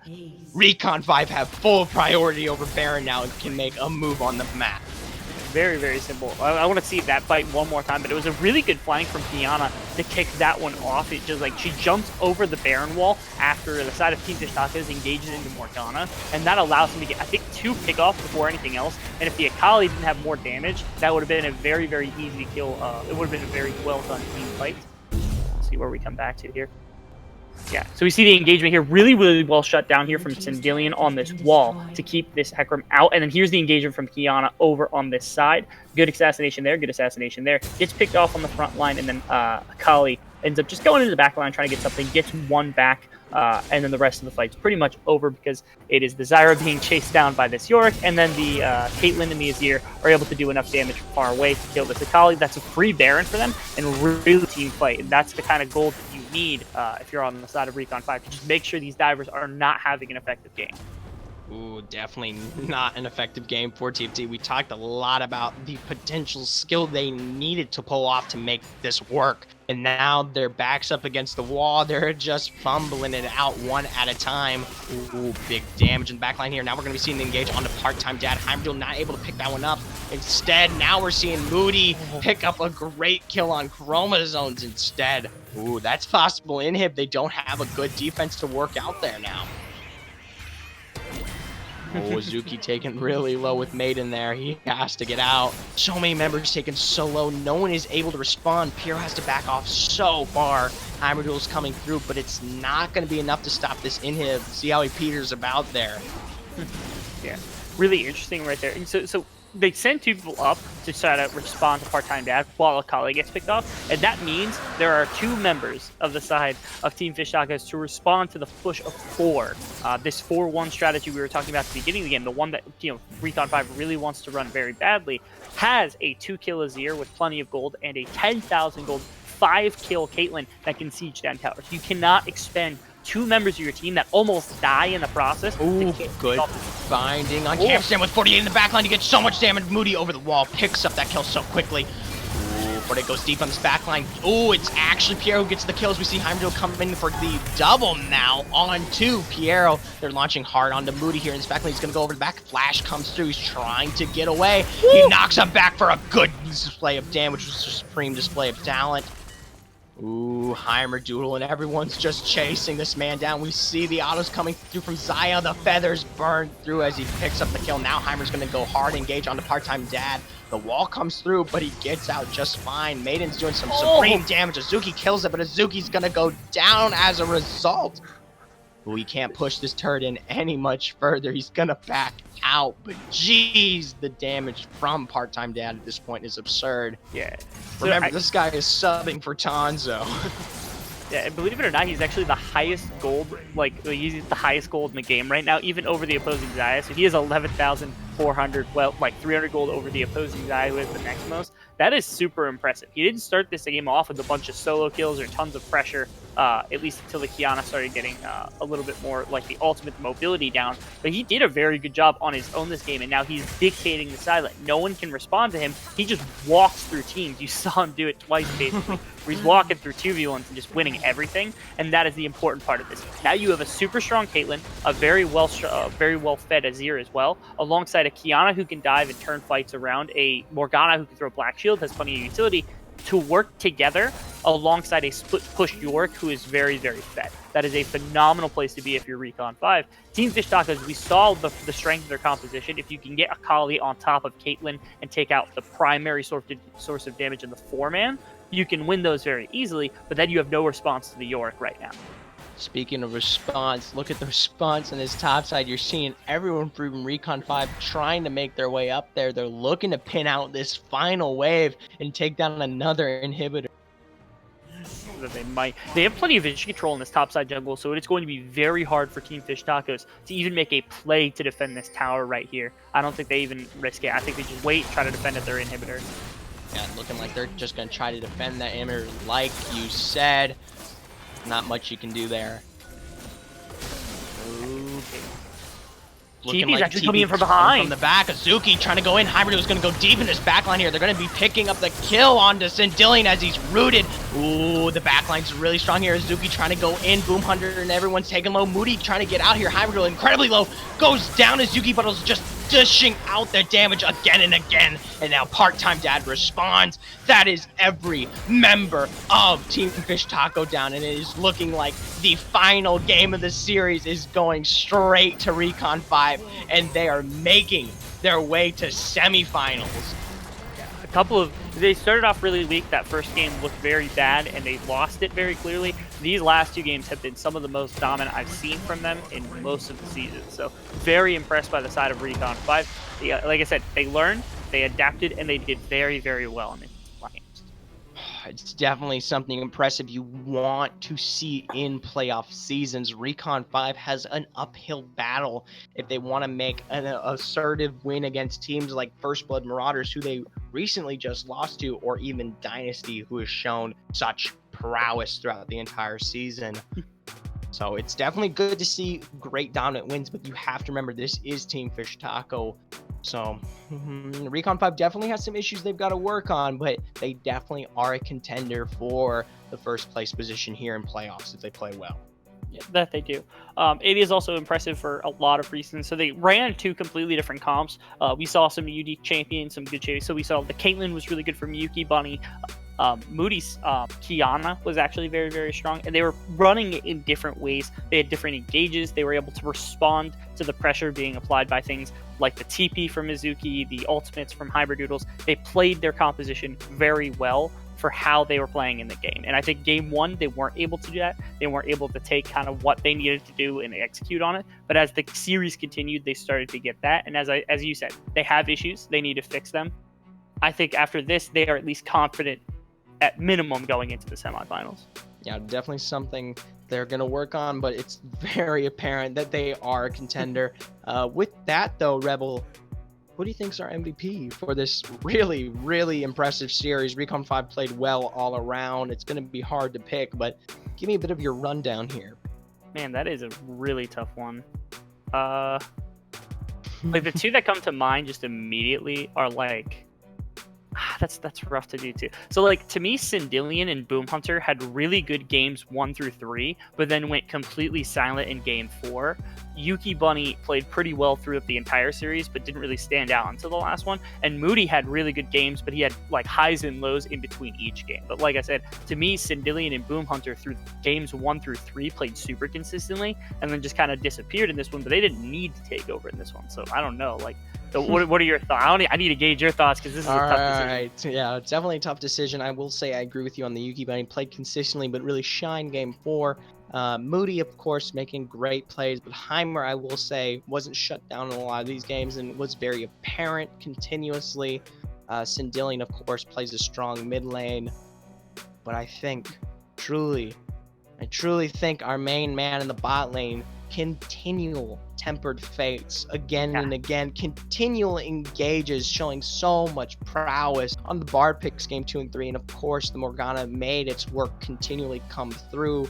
19 assists there. That's almost entire kill participation for the teams. So I do think Boom Hunter is really our MVP for the games here, and we're going to see if we can get a quick interview with him, bringing him over to the caster desk.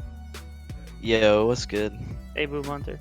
Boom Hunter, I'll be the first to welcome you to your semifinal position here. Congratulations on what we thought was a relatively difficult series. We want to make sure, I mean, just congratulations in general. Thank you. They played it pretty well, so it was pretty tough, all 4 games. You guys started, yeah, go ahead. No, Rebel, go ahead. You start us off this time. So I think, like, let's just get to the question to start. That game 1 looked very rough from you guys. I don't know if it was a game plan thing. I don't know if it was a draft thing, an execution thing.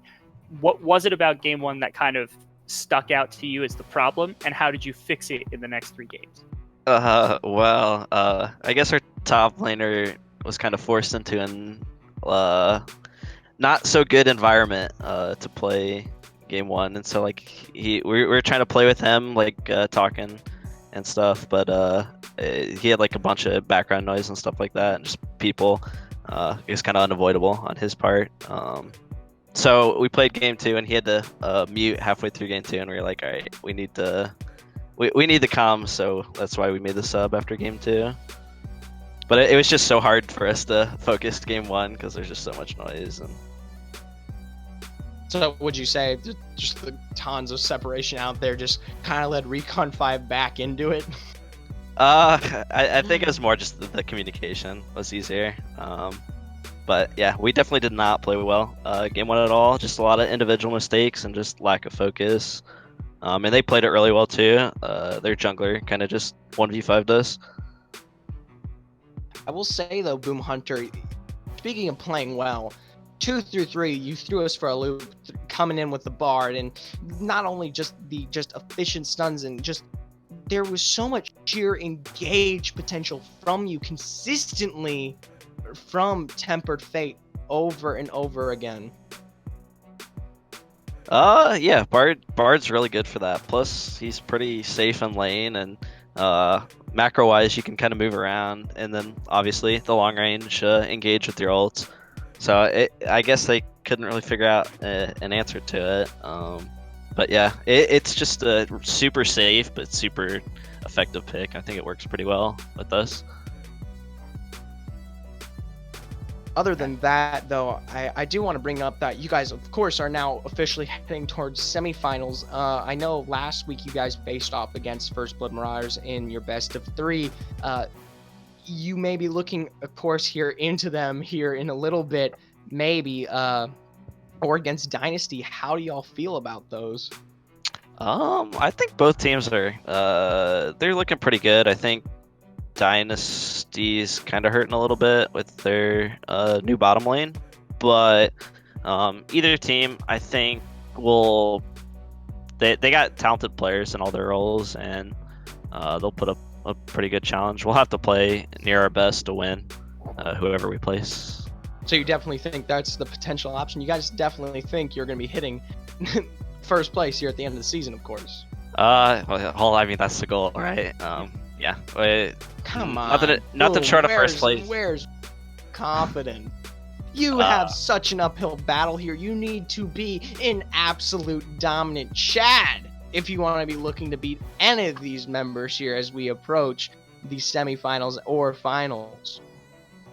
Yeah, I mean, the rest of the team, I know they're confident. I'm kind of down on my play, actually. I was surprised I got MVP.